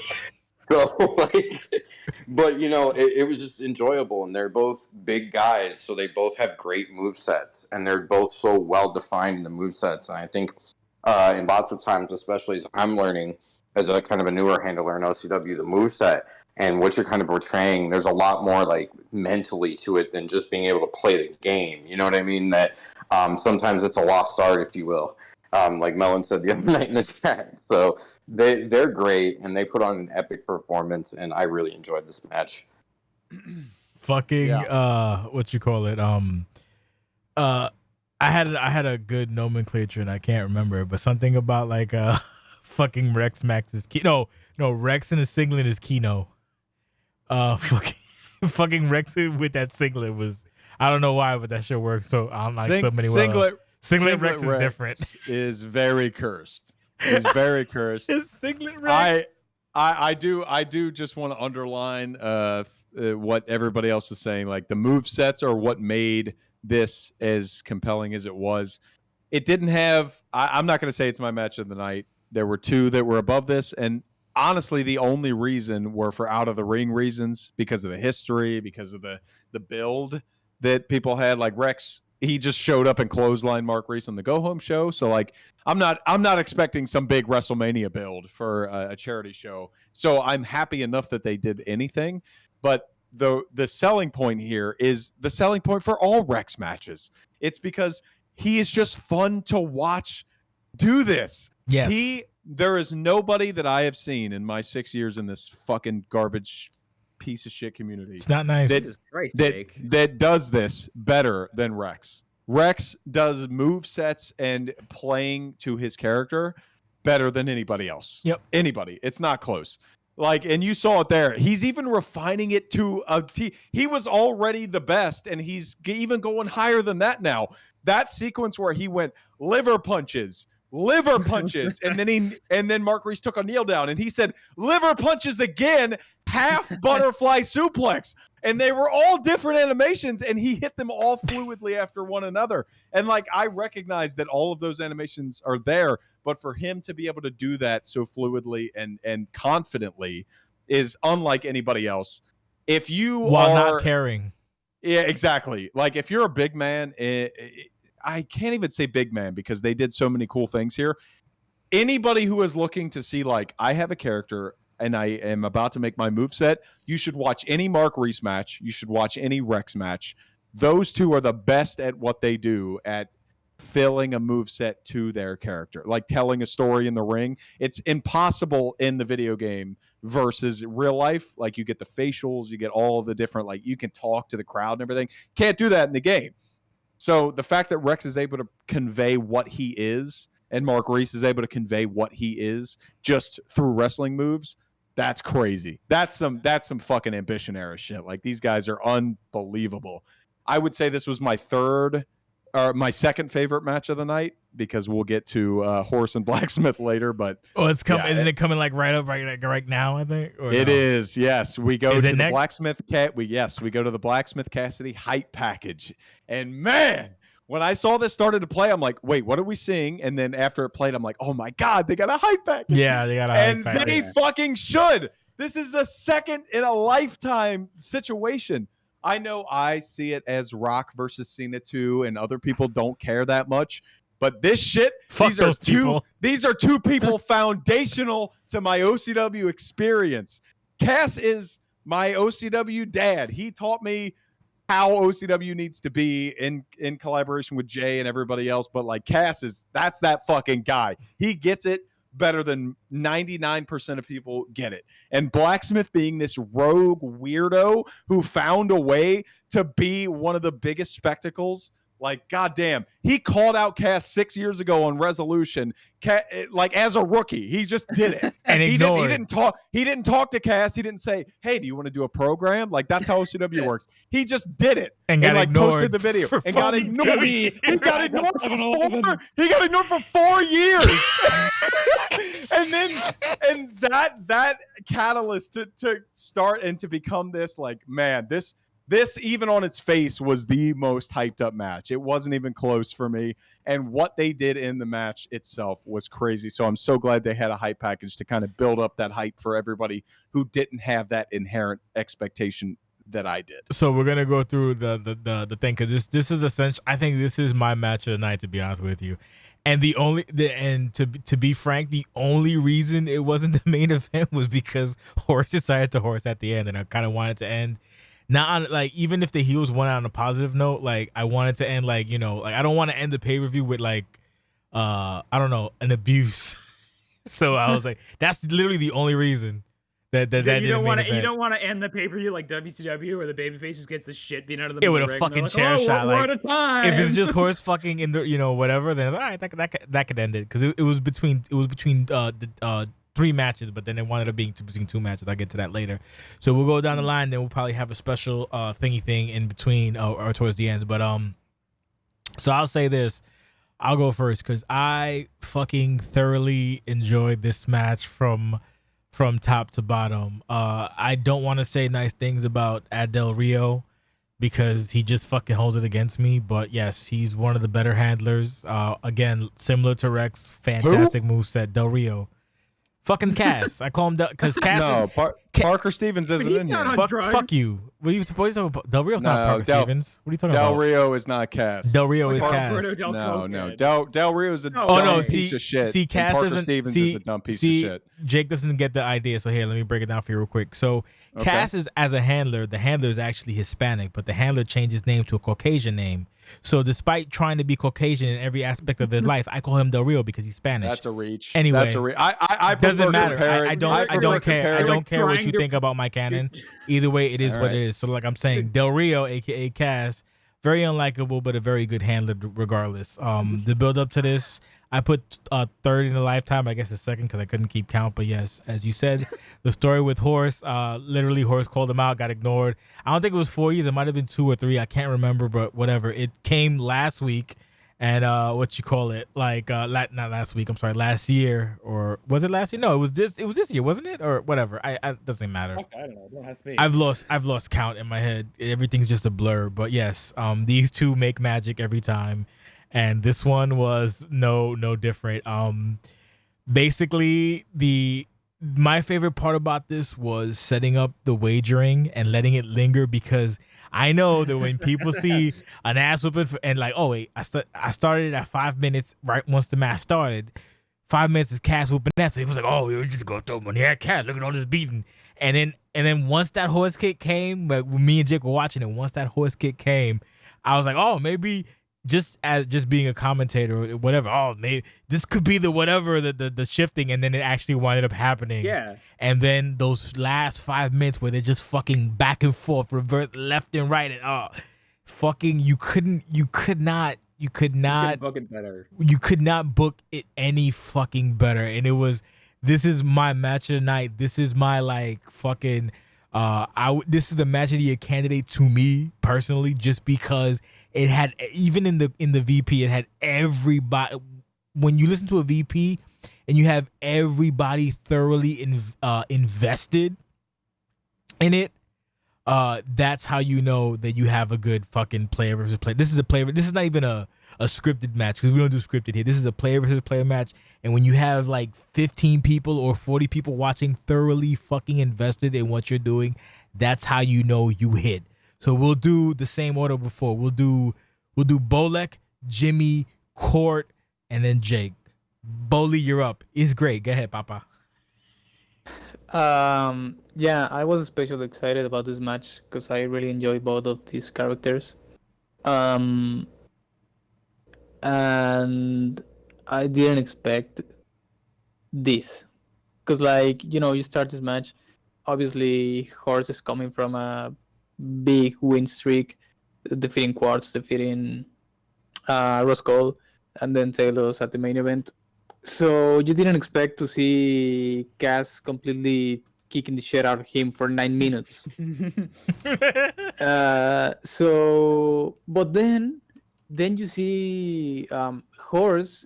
He became like freaking Italian Goku and started destroying Cass. You know, He did the Kaioken. Italian guy, John Cena. John Cena. Goku is crazy. John Cena. So horse kick and then Canadian destroyer and then another horse kick, and it was weird because I started watching the match, but then I left for like 3 or 4 minutes, I don't know, and then I came back and I see Cassidy completely fucked in the ground, and I didn't know what happened, but yeah. I agree. This is one of the match of the nights. It was very funny. It was what you expect from both of these guys, and it was great.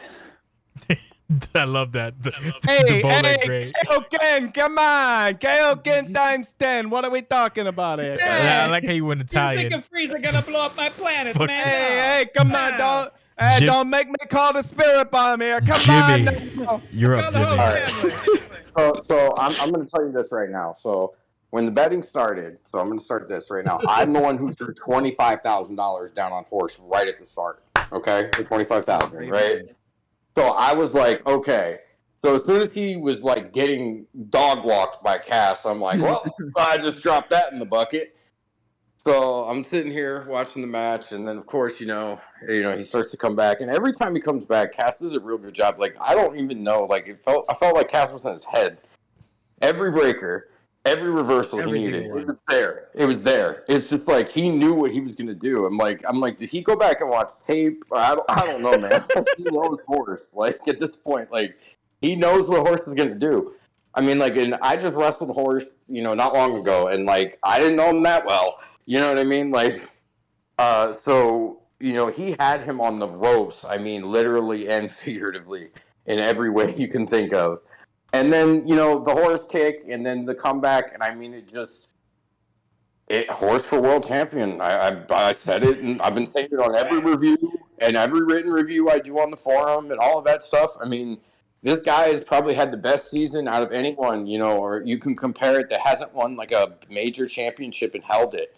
You know what I mean? Like hottest momentum. I mean, and to talk about the other side. I mean, it's a big time win. Cass has a lot of history. I mean, I've watched a lot of great matches that he's been in, and he's got a lot of accolades and the things that he's done, and obviously he's been here for a long time. So this is kind of like a ceiling breakthrough moment for Horse, in my opinion.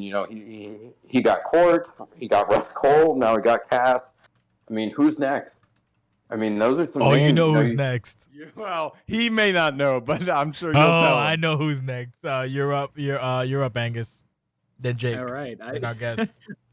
It's hard to add very much. I mean, the overwhelming narrative of the match was, holy fuck, I can't believe Cass is whipping his ass so bad. And then it kind of turned into a feeling of depression. Were we really gonna watch this guy get like not just green barred, but like not a single bit of body damage?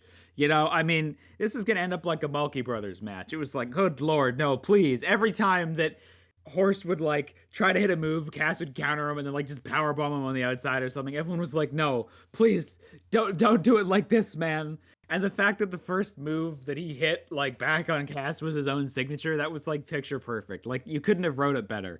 He got his ass beat so long that everybody believed that he was done, and then he finally starts fighting back and he gets cut off. And he starts fighting back for real and he gets cut off. And then they're actually fighting, going back and forth. It was like, I don't know. It was like, back in the day, they had that weird gimmick with Greg Valentine where Gorilla Monsoon would say, oh, he's just got to get warmed up. He's not warmed up till the match is like 20 minutes in. And it's like, that's a weird gimmick, with most of his matches last 15 minutes. But that was like what it was. Like he wasn't really playing the game until the match was almost over. And then he was like, okay, I know how to win now, yes. It was fucking awesome. It was the storytelling that went into the match obviously enhanced the match. It's still not my match of the night, but the in-ring played out pretty much perfectly, despite being not what anybody would expect. It was like nobody believed he could do it, and then he did it. It was definitely insanity. This was, I said, Rex and Mark Reese was my second best match of the night. This was match of the night. One of the best matches of 2023 as far as OCW's channel is confirmed. Is concerned and confirmed, I guess. Yeah. Yeah, You it's all both. fucked up. Good for you, buddy. But like, man, like with the whole story that led into this, especially after their clash, 4 or 5 years in the making at Lucian a couple years ago, Cass brutalized him. They brutalized each other, to be fair, but Cass really went out of his way. Like the cessation on the ladder, the stomp on the ladder, the brutality, and the victory to return to form as Papa Cass. That really elevated him after that Lucian match into where he went, which was a big world title feud, like 6 months long, basically. Cassianity versus OCW, that whole thing. That was like his jump off point. So to see him come here now and just absolutely brutalize this fucking nerd, this loser, this guy who comes out of a plastic horse head, this fat dork, this Italian He's piece not of even shit. fat. He's in good shape. Fuck this guy. Like And a hero. he drop kicked him, he stomped him, he hit him with his own moves, he hit him with his moves, like he killed him. Roster with the moves. And I laughed when you said it because he did. He beat his ass for 9 fucking minutes. And there was like moments where you can turn yourself and you go from a viewer to a player and you're like, holy shit. And you could see Cass where he'll hit like a little leg kick and then he'll stop. He won't continue the combo because he's like, what I think is like he'll hit that little leg kick and he'll back up and like and get space. And for me, I'm like, is Blacksmith's controller connected? Is he playing right now? Is he here? Is he conscious? Is he Jeff Hardy, Road to Glory 2021? And then Cass gave him a chance, and then he hit him again and just kept pummeling him for like 8 full minutes. And even when Jay and I are calling it, because I don't watch it in advance, and like Jay told you earlier, he watches the entrance to get hyped up. We're watching it for the first time, and we're like, oh my God, this is brutal. This is an ass kicking to the highest order. This sucks to watch Blacksmith do everything he's done this year just to get his knees cut out by Cass on a charity show. Oh, they need to get Hulk Hogan. Oh my Utterly. God. The last 5 minutes of this match is probably the best 5 minutes of OCW in match, not like any angle, no segments. In match, this is probably the best 5 minutes that I've seen in a very, very long time. Unbelievable. Like, I know that Blacksmith wanted to go for the 3 stomps. That's how he beat Quartz. That's how he beat Russ Cole. And he went for it a couple times. That's what I appreciate most. Like, both of them went for it a lot. Nothing felt predetermined. Nothing felt kind of like forced. That it just was like Blacksmith picked up his controller in the 9-minute mark and he snuck out of it with that stomp. The chair shot leads me to believe there may be more to this, or it's a way, like, because Cass is back now, to like be like, all right, Cass go away for a little. No, that's what I mean. Like, the chair shot was like, okay, Cass, go away until Lucian, and we'll see you then. But I mean, he's earned that. He's built the equity to be that special attraction. I agree. And to be that special attraction against a guy who has, as Jim and Mangus said, the most momentum. The most momentum right now. When you say Blacksmith World Champion, I've seen that movie. I don't want to see the sequel, but after the shit he's done, there is one more stop he's got, and if he can do that, then I will buy into the World Championship Forget about match. it. But this was no doubt the best match of the night. So before we move on to the next person, I just wanted to say my one thing you made mention to, and matter of fact, hold on, before let me just there we go. One thing you made mention to like the slight tweak in the Cass character on that. You did it actually on stream. Jake made mention like how the face paint. How the face paint is not full now. It's having this color in it and this, that. So shout out to fucking Del Rio. Speaking of Del Rio, sir, you're here. So talk about your match because I brought you on here for that reason. He is here. Yes. Cass, bro. Hi. Crazy business. Hi, buddy. Thanks for all the kind words, guys. I appreciate it. No, I'm glad people lost money. Okay, never mind. I'm with you now. That's it. That's the most Cass way to start. Like, I always enjoy working with Horace since we started. It was about 4 years in the making. Called me out in like 19, and then we didn't fight till 22, so 3. Your cat needs fed. Yeah. I was pitched this match just like, hey, do you want to be on the Animal House show? Because Jay said my first card sucked. And I'm like, sure, Drago. Who am I fighting? He was like, I'm thinking like Horse, and I'm like, sounds great. So that was planned about 2 months ago. We go into this match, and yeah, I'm coming in right after fighting Jake, and there was that point where I chuck his ass into the post, and I go back into the ring. That's when I write him a message, put your fucking hands up already. And Horse sent is me just that like, screenshot. Horse is like, I can't reverse. I'm like, GG, bro. Lit. That's tremendous. He sent me the text. It was great. Horse is like, I don't know what's happening. It was a good time. I know Horse. Actually, reverse nothing, Lil. He's Horse, typing in like Italian English. Trying Horse to is tell pretty Cass. mad. But it was a good time. I'm kind of glad the match went the way it did. It's always a pleasure. We're 1-1. He didn't really win as much as survive. If Jay would, put me and Dragon in the Hall of Fame and I have my Brazil, that'd be nice. He beat you for the 3 count. The post-show angle here is definitely, Horse now puts me out. I'm not full-time, obviously, so don't expect to see me on Riot like I told Jimmy on the forums. There was no hint of me transforming into anything. The half-face paint that I've like erased part of to show more of base cast, the Cody entrance, the pandering I love to the Cody crowd. entrance, by the way. Fucking asshole. The pandering to the crowd. Finally, the edited Tron. I moved Stinky Harvey away from me.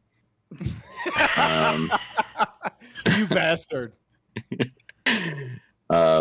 Postmen on the right, post female on the left, current in the center. I was happy with the match. I was happy with the show. I'm glad we raised so much money for the animals because I got 2 fantastic. cats myself. Everyone knows we're all big into animals. Cass It was loves a very pussy, good show. everybody. He does. That's right. He loves That's right. kitties. I'm playing Yeah, he is a Baldur's Gate and I pussy. just He's had out some after elves. one chair Good, shot. good job. Go back to your you Baldur's damn Gate. right. Thank you for a great No. match, you asshole. Had a great match. Now I'm going back to video games. Hey, go You back lost to your in a video mono. games. The best fuck. match. Look. No, it was. Look, if anybody wants an idea of like the peak OCW experience, you should look at Cass. Build up the equity, put in the work enough to where you can come onto a podcast and be like, "Hey guys, thanks. I put on the best match of the night. Now fuck off. I'm gonna go do my own thing." Yeah, that's what he does. He does it all the fucking time. I wish I had Cass brought it up and Jake brought it up what I told Drago. Like I don't remember what it was, but it was really not like nice. Like Drago had a card and I don't know what I said, but it wasn't politically correct. I was like, a show's fine, but I need a good card. But I don't know what I said though. It was something not. Well, I think I sent you a screenshot of it, but I can't seem to find it. You did, and I think when you say it wasn't politically correct, it makes it seem like behind. Oh the no, it wasn't live meaning it like stream. that. It wasn't. No, I know. But when you say that, it makes me think like when you say that to people who don't know you, they may think you're saying some abhorrent shit when the cameras aren't rolling. That's not the case. No, that's not the case. It was politically correct. It was something. It was just very rude. It was something given like the circumstances. He was like, "Hey, can we do another charity show?" I'm like, "Sure." It's like, "You have a card?" Like, "Yes." I was like, "We can do that card, but like, can you make another card except good?" And he was like, "Oh." Yeah. See, that's politically correct. You're just an asshole. That's not the same thing. Jacob just goes, "Oh, ... Can you do that, but like maybe have it not suck next time? Yeah, maybe. No, it was really fucking bad. And then he came back with this. I was like, "Oh, this is really good. I like this." And then we went for it. Like, I'm gonna keep the energy with everybody. Like, I'm not gonna fucking like sugarcoat anything to nobody. I keep it the way it is. What the fuck you want? And then you make your friends petty enough to No, I make you and to Russ do great petty things enough, which is no crazy. Drago too. But I think like when you Jake could showed say up that to petty. somebody, when you Jake could say goes- that Jake when was you could like, say that to somebody and they "Motherfucker." go, yeah, and they go, "Motherfucker, I'll show you a Motherfucker, good card." Jago's that's motherfucker is iconic, by the way. That's your people right there. Drago does a good Jay impression. He goes, motherfucker. Like, yeah, no. But it was basically like, Whenever I do, you call me racist. yeah, because you're not good at it. Drago's really good at it, though. So an accent is racist if it's not done well, but it's fine if it is. No, he says it to me because I say the N-word a lot. So. Oh, okay. Yeah. Yeah, by N-word, by N-word he means nonce. It's okay. He tries to play it off. Fucking tool. Listen, he doesn't say the N-word. He knows better. I'll fucking smack him in his face. He doesn't. He just says he's fucking weird and white. Anyway, moving on. We have what we have. We have a segment. White. Huh? He is white. He's Caucasian as fuck. Yes. Next is Victor Carmine's championship. Victor Carmine's championship tour. So Jesus with fucking this, Christ, he died. it is a charity show. People, it's like charity. I know it's a charity show. Em. We got more games to give away, but yes, charity show. What you call it? I'm sorry, not charity show. The Victor Carmine segment. No. Great. Fucking DNS per usual. You know what? Not for nothing. The way the chair thing was done with my man Coco was like excellent. By the way, because I don't know how to explain it, but I think because it was high def and also the frequency of it, and it was uncomfortably longer than most of the segments at 1 or 2. No, it was that was good. That was it was really good because it was just basically just teeing off on Man. Yeah, that was really well. Like that was really really well done. And hopefully people don't see that and go, oh, maybe I should do that too. No, fuck off. It was done once. No, it was really good. Sets the stage. I like the dichotomy now that it's. At one point, it's supposed to be Isu, Coco, and Carmine as it stands now. So I don't know. I like it. I don't really have much to extrapolate on it. So who's here? We got we'll do Jimmy, Bolek, Angus, and then Jake. Go. All right. So obviously, there are a lot of pieces of people who were involved in this, making this happen. So Jake does a great job of kind of stringing everything together. Overall, I thought this set the tone for Mad Dog's pursuit of, Victor Carmine and, the North American Championship, breaking up the match, screwing over Isu and what's going to come of that. And just overall, Bash hates Victor Carmine. Spectrum fucked him again. Yeah, so fuck him again, pretty much, As someone who's technologically sound, you need better ISP. Hoot. Look, it's not his fault. I'm gonna jump in to defend him. It's his location. Oh, yeah. It is very funny. It's very funny that fucked. he's like the most internet savvy person, and he's that stuck is in the the Fed. middle of nowhere. He's and stuck in a fucking with place Spectrum. where none of his ISPs will give him the time of day. That's awful. But Okay. you got what he was saying. You got what he was saying. Yeah. Angus, or actually no, Bolek. Sorry. We're talking about the Carmine thing. We were talking about the Carmine thing. Yes, Papa. He tuned out. Wow. Okay. He Yeah, did. I left- It's I funny. left for I a second. couldn't drink for the entire fucking thing, so now I'm doing it now. Go ahead, Bolek. It was good. Yeah, it was good. It was great. He got his brain splattered by a chair. Yeah, it was great. Oh my god. I'm one of the guys that love that Carmine win for the NA championship. I don't.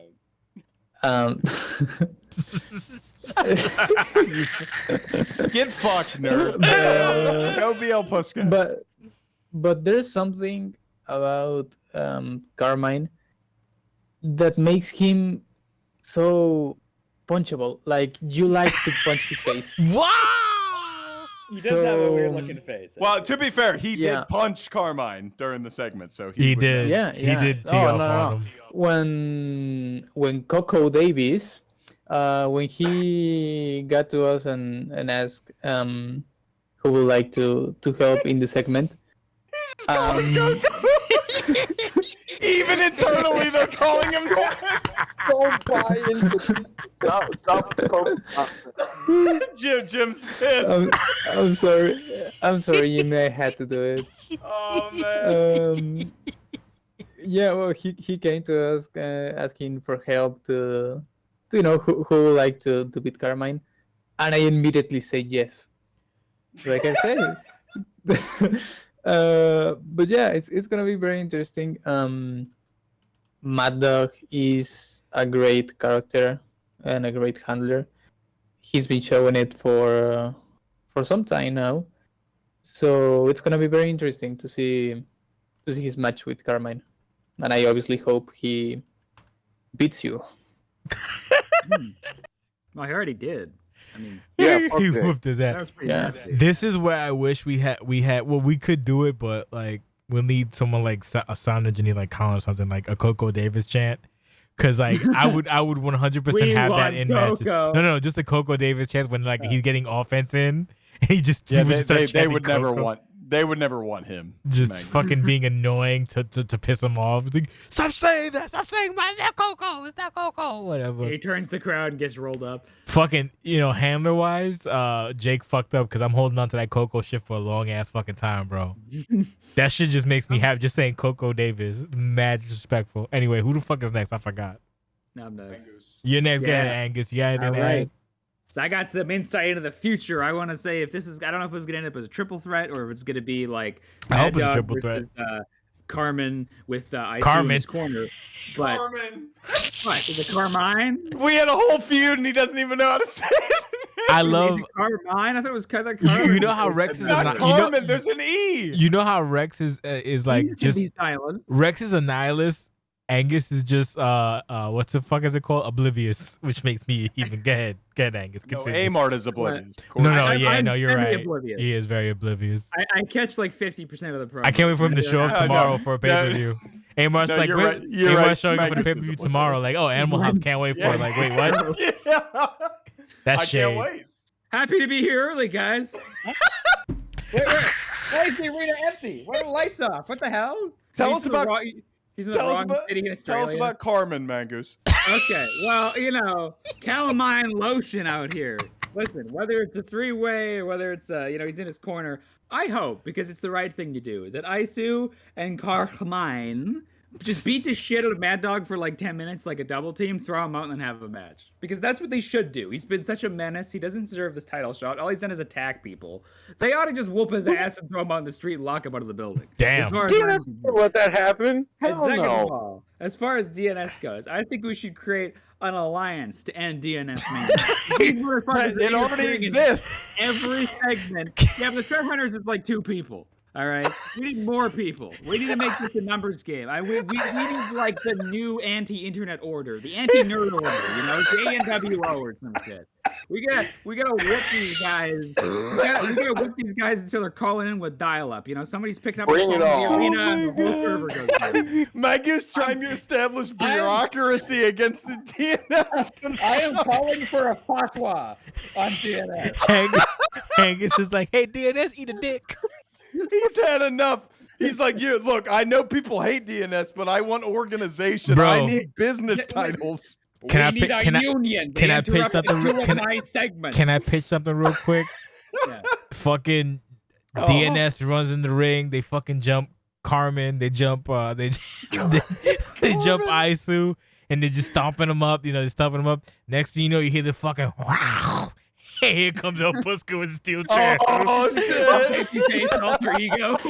Tell me that's not mid card they- that's not mid card like 5-star. No, it is bro. 100%. They drop Luis Bishop. They drop the Threat Hunter Cody Hagen. They stand tall, and then El Puska comes out With a steel chair, 1v5 like Stone Cold Steve Austin. And just Bro, kills him. bro. Tell me I tell me that's not 5-star mid card, bro. And that's not even a Don't knock. give- That's not even a Look, knock. That's Jay, legitimate 5-star I've mid card, warned bro. you. I've warned you about this before to not give me ideas because I Bro. will put them into effect. Bro, I think Gabe Seltzer would love it. 5-star Holy five-star mid card is fucking like the best part about the Attitude Era, despite being horrible wrestling, is that everybody had a hell yeah. story. Everybody Everybody had a story. And everybody was fucking important, even if your matches And the were shit. universe was interconnected. Well, which, yeah. Core brought up earlier. So just like I said, a 5-star mid card is still fucking dope. I would. Oh my god, just fucking up Puska with the chair, bro. Oh my god. I'll be Anyway, writing all this down. who the fuck is next? I forgot. Me. Go ahead. So- Go ahead.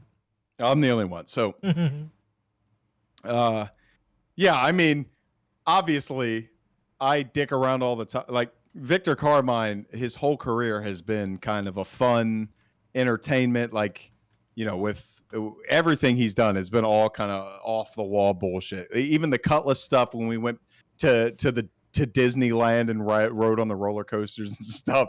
Even in Pandora, there was ridiculous shit. Like it doesn't end here. Like that's just the kind of guy he is. He likes to have fun.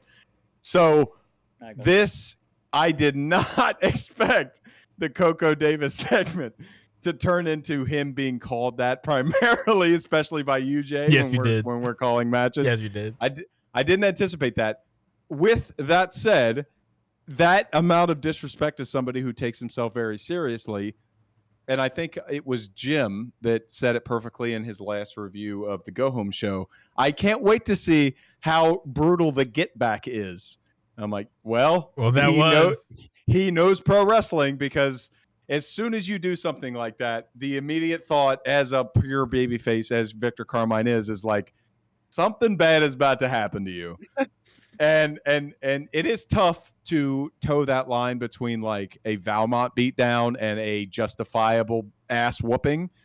And that's what I tried to kind of do here. That's why Isu's music never hit. It wasn't like a big, like crazy, save. It was like, this dude is brutalizing this man to the point where it's like, okay, this is going overboard, and Gorilla has to send a guy out to help it. Yeah. Send for the man. Like Isu was never supposed to be there, and the Gorilla had to go tell him to go because he was going overboard and taking liberties with Victor Carmine. You went with that as he should, by the way, because that segment and especially the CEO of the company latching onto it that much, Mad Dog had every reason to be pissed off enough to take liberties with Victor Carmine. And every reason, but he still. You know what? That being said, with Isu, you could have you went one way, which is great, but you could have also went the other way. Isu comes out with his little the thing at the entrance while Victor Carmine getting his ass whooped.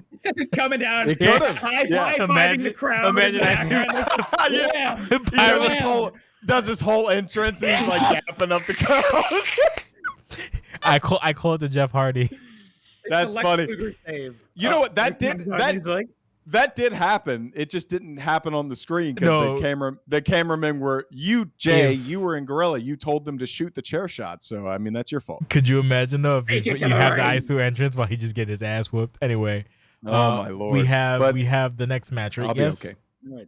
Aries versus Russ? Unlike, hold on, I have to get this in. Unlike Kassidy Alexander Hayes, I can take a chair shot without taking a 6-month vacation. Wow. I was gonna say throwing you took shade for no reason. Yeah, I had to do it. I had no choice. Let's move on. We go to the dream match, which ended up more like a nightmare. Russ Cole versus Aries. Yeah, I know we'll go through it, but I know Jake felt the type of way about it. I didn't hate the match per se. My thing is that like, so how do I extrapolate this in a way that makes sense? So essentially, because I'm gonna need a time to. Yeah, I'm gonna have to take a piss. Well. I'm gonna have to take a piss in a second. Me too. Nothing negative, but like when you look at, like, for example, if a match initially is supposed to be the main event, the beauty of a charity show is that you have flexibility. So thank God for that. So that was initially the main event, right? So I'm looking at it and I'm like, okay, it's fucking like less than 10 minutes. I'm like, oh, okay, interesting. We'll see. So oddly enough, the Rex match is about just over 10 minutes, like 10 minutes 20, and this match is like 9 minutes 35. Like, okay, well, so when I see a match time, there's a little bit of trepidation because if it's a lot of action, then it's fine. But if it's, whatever. So long story short, on my end, as the booker or whatever, or the CEO, or whatever the fuck you want to, stupid thing you want to call it. So watching the match wasn't bad by any stretch, but it was not like, it didn't come across like a main event, basically, to me, which is not a knock because it's the first time they both met. The Aries Stephen McCallum match was actually really good. This one, it wasn't bad, but that's the same person. It didn't, no, it's not Stephen. What's the guy? Colby. Sorry, you get the idea. That one had a different thing to it. That one felt better than this one. So, and I thought you were taking the AFK real quick, but yeah. So that's what it was on my end. So I was like, fuck. So when I saw the time, I was like, look, let's call both of these innocuously, like, because basically the way it was is it was We called all initially, 4 of them innocuously. well, yeah, but remember, like at one point, it was Cass. It was the last 4 was Cass, Reese, Tag, The then Cass Aries. Blacks, yeah, the Tag it was Blacksmith, Cass Wreck. It was the yeah. Cass match, the Rex match, or the tag matches, and this match because that was the listed main event.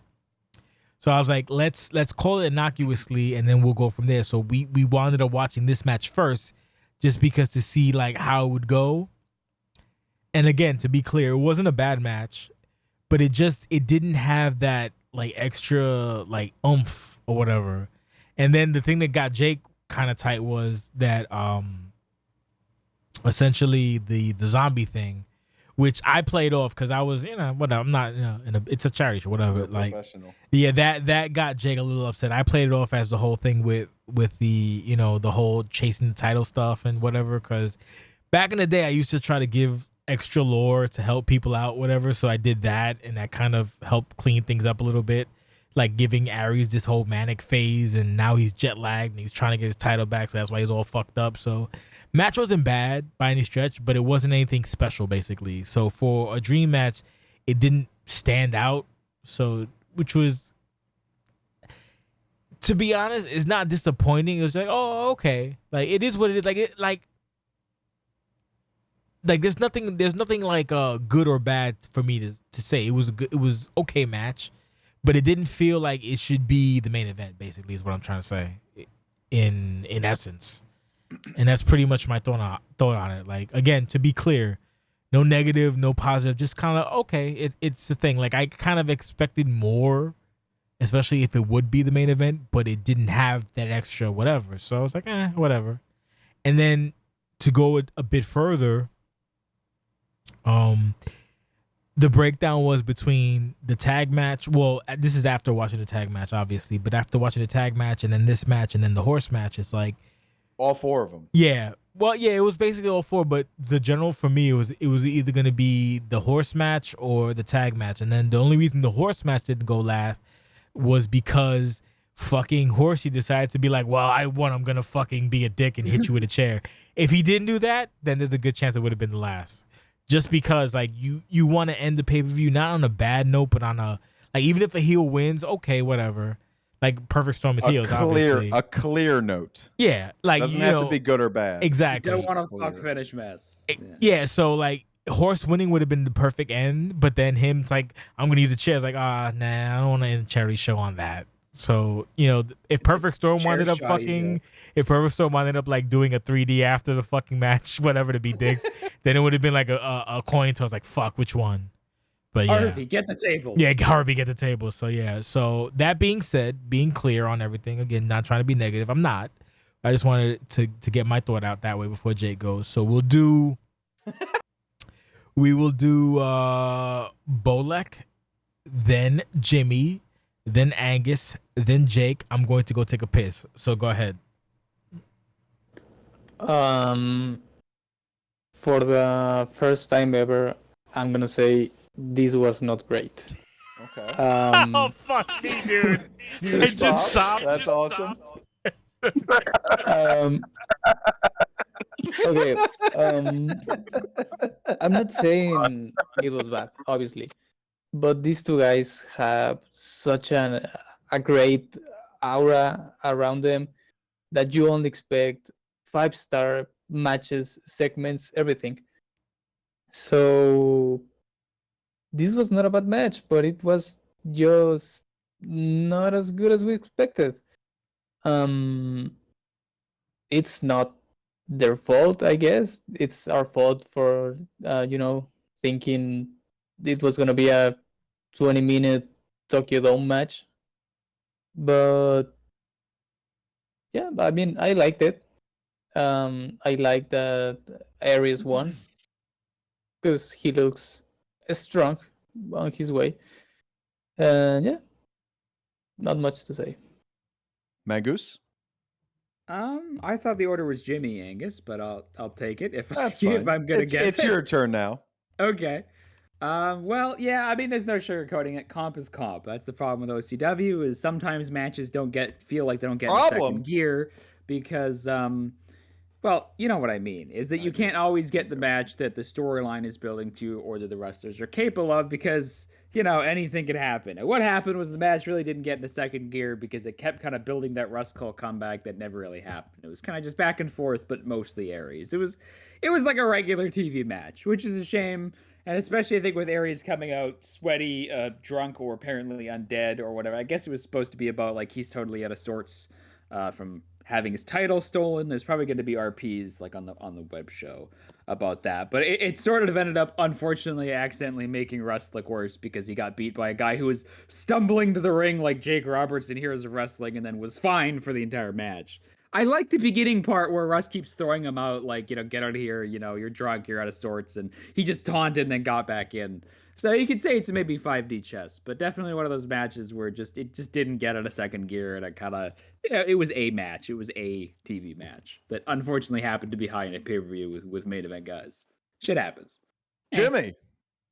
All right, so I was confused by the whole thing. So remember, the way that this set up originally, I thought Mark Reese was going to challenge Aries at Animal House based on the way this kind of set up originally. I mean, at least that was the way I took it, right? And then he ended up feuding with Anthony Martin instead. Now, then, he kind of called out Russ Cole, and he wanted to wrestle Russ Cole, and Russ Cole had kind of come out and, like, flirted with retirement before that. So, from a kayfabe perspective, like, where is Russ Cole's heart really in this? I mean, this match looked like Russ Cole really went out there and didn't put his all into it, or didn't have it, the desire, the burn, whatever you want to call it, as far as being Fire. world champion, the fire, to be the main event level superstar that he is, right? So, so it's a very confusing dynamic when Aries is jet lagged and supposed to be like not up to it, but he's like dominating Russ Cole. So like, what's the story behind that? So, I mean, Russ came back and he tried to make it a little competitive, but then he took the goat super kick, whatever, and that was the end of it, right? And so just really confused by the story that the match told in the end. And yeah, it's a charity show, like Jay's been saying. So, but I was just confused by that. So that's really, on top of it not being, I guess, the match that everyone expected, or probably I myself would have hoped for. That's kind of where I'm at with it. It definitely wasn't my favorite match on the card. Yeah, I think I know Jay mentioned that I had an issue with it. You or were whatever. like super not happy. Like I was. Well, I'll say this indifferent. to you. I'll say this to you at first. Your indifference was different at the time that we were calling it, but when I was in the moment after we had watched the whole show leading up to this point, we were having a good time.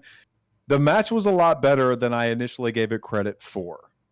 And so building on the points that everybody else made, I think it was just a factor of like, and I did partially tell you this, Jay. Once it was over, I was okay, and you were like upset. No, I wasn't. I mean, I was, but I was upset, and I told you why. And part of that is exactly what Bolek said: is that Russ is the French 5-star factory. He is expected to be the show stealer, and Aries recently. As much as I hated his comeback from the death story at Lucian, since Lucian 17, he has been one of the most encapsulating, one of the most entertaining forces in the ring and out. Yeah, so like main event heel. With you can hate it all you want, but the guy is putting in work and he's doing great things on TV every week. Question. So exactly. So all of that comes in, and you're like, oh my God, Aries versus Russ Cole. This is going to be amazing. And then, like, when I'm just going to tell you from my perspective from watching. Yeah, I know what you live. hated. Yeah. So just like, I'm like, holy shit, this is Russ Cole. This is Aries. This is our main event. And then he comes out as a zombie. Yeah. And you're like, that took him out. Okay. I'm like, all right, like, what's happening here? So my initial thought was, okay, he lost, and this is his way of like making it work. Selling it. Yeah, but then we watched the show today, and there's no, other than Jay being a professional and forcing that in, there's no real reason to think that Aries would be a zombie coming into this match. You know what the fun fact about that is, though? The fun fact is that I didn't know that prior, so the whole thing with in the El Parker match was just me fucking being whatever. That's you. That's you working on the fly, and you did a good job. But for me, I'm just telling you from my perspective, like it didn't make any sense. I wanted to see two of my favorite people in OCW go to clash in a true dream match, and then you got all of these other outside factors going on, and then there was a good story told. I'm not going to lie. It wasn't a bad match by any stretch of the imagination. It was just, like Bolek said, a match. Like Court said, a match. Like Jim said, it was a match. And I think the reason that we look at it negatively instead of like, oh, it was a match, that's fine, let's move on, is because both of these people, being Aries and Russ Cole, have established themselves as the upper echelon. So anything that is less than that is like not a red flag, but like notable. It's like, oh shit, that wasn't the standard that I have been built to expect. So I was like, the zombie stuff, I was not a fan of, Jay, and you know that. Yeah, you were super tight. I haven't read the show. I haven't read the show at all. I wasn't. Spoiler alert! Nothing. You were. I'll let you describe it the way you want. But when we called it, I'm like, but it's my fault. I walked into this thinking these are two of the people I've enjoyed the most in 2023, and obviously Russ Cole is my best friend in this whole OCW thing. So I'm like, this is going to be awesome, and it wasn't. It was just a match. So yeah, but it was a charity show. It was what it was. No, it's fine. It did. It's funny though because it's just because your react. I was like, usually you would think I would be the one upset. You were fucking tight. Usually it is, but yeah, you are right. At the end of that match, because I think what happened is you were like, I said, don't move the main event. Don't move them. This is too much of a main event. And then we watched it, and I was like, okay, this is a fart in the wind. Let's move on. That's what I said. That's what I said to Jay. That's what I said now. It was a match. It felt like a charity show where even in real life wrestling, two of the top most greatest wrestlers in the world came out, and they were like, it's a charity show. Let's just do some moves and go home. And so it was pretty boring.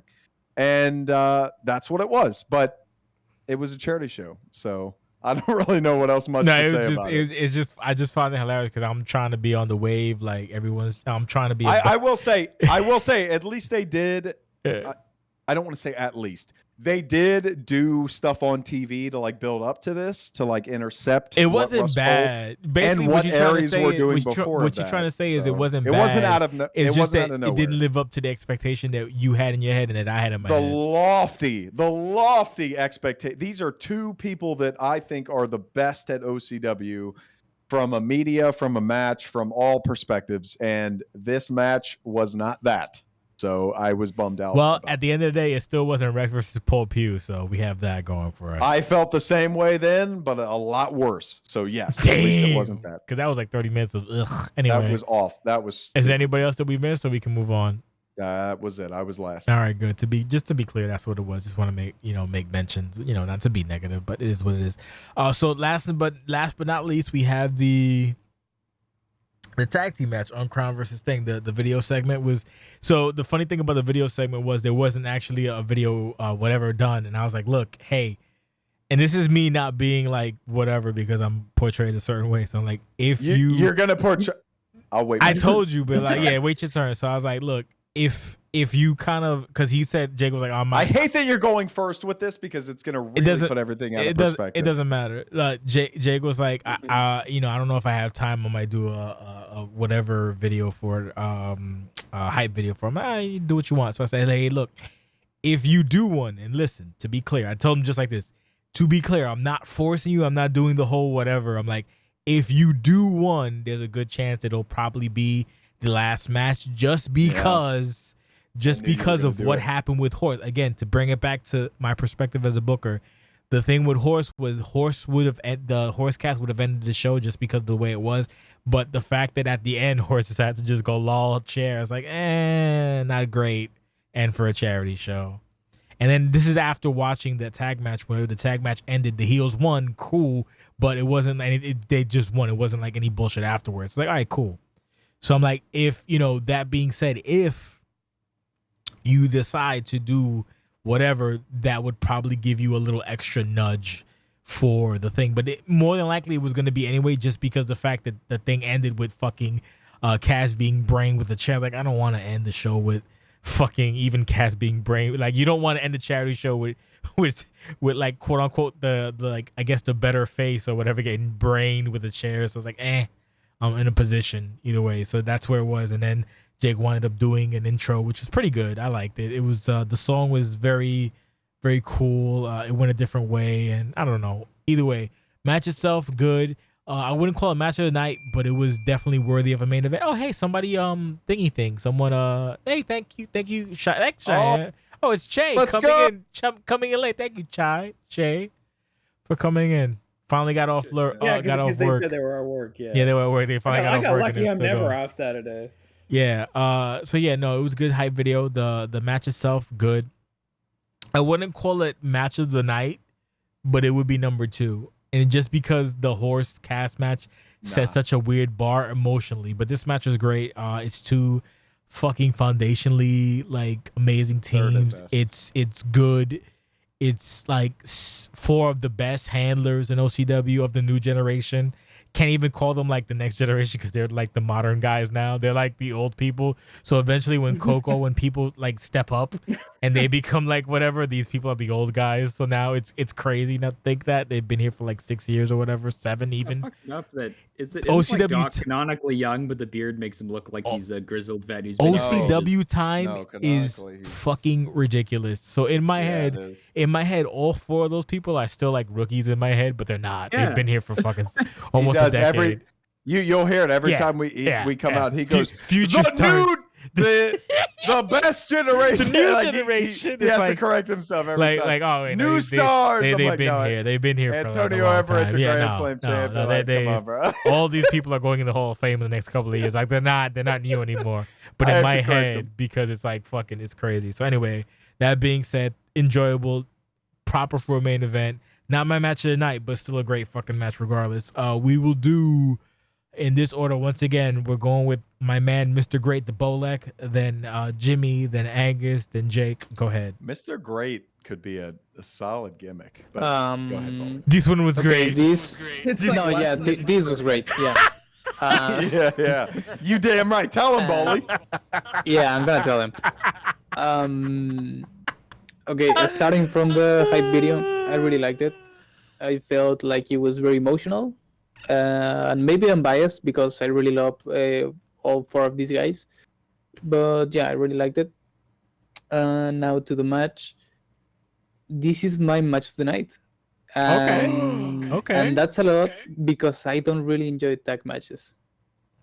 But again, from these guys, you expect to have a great match. And they did. It was amazing. Obviously, they know each other from top to bottom. They know everything about the other. So I really enjoyed it. Some spots like that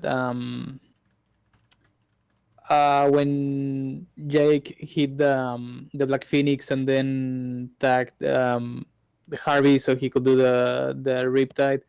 Oh yeah. A lot of good spots that I don't remember because I'm stupid, but it was a great match. And you nailed it. That was the spot. Yeah, that was the spot. Yeah, it was amazing. Next person, I forgot the list, so go for it.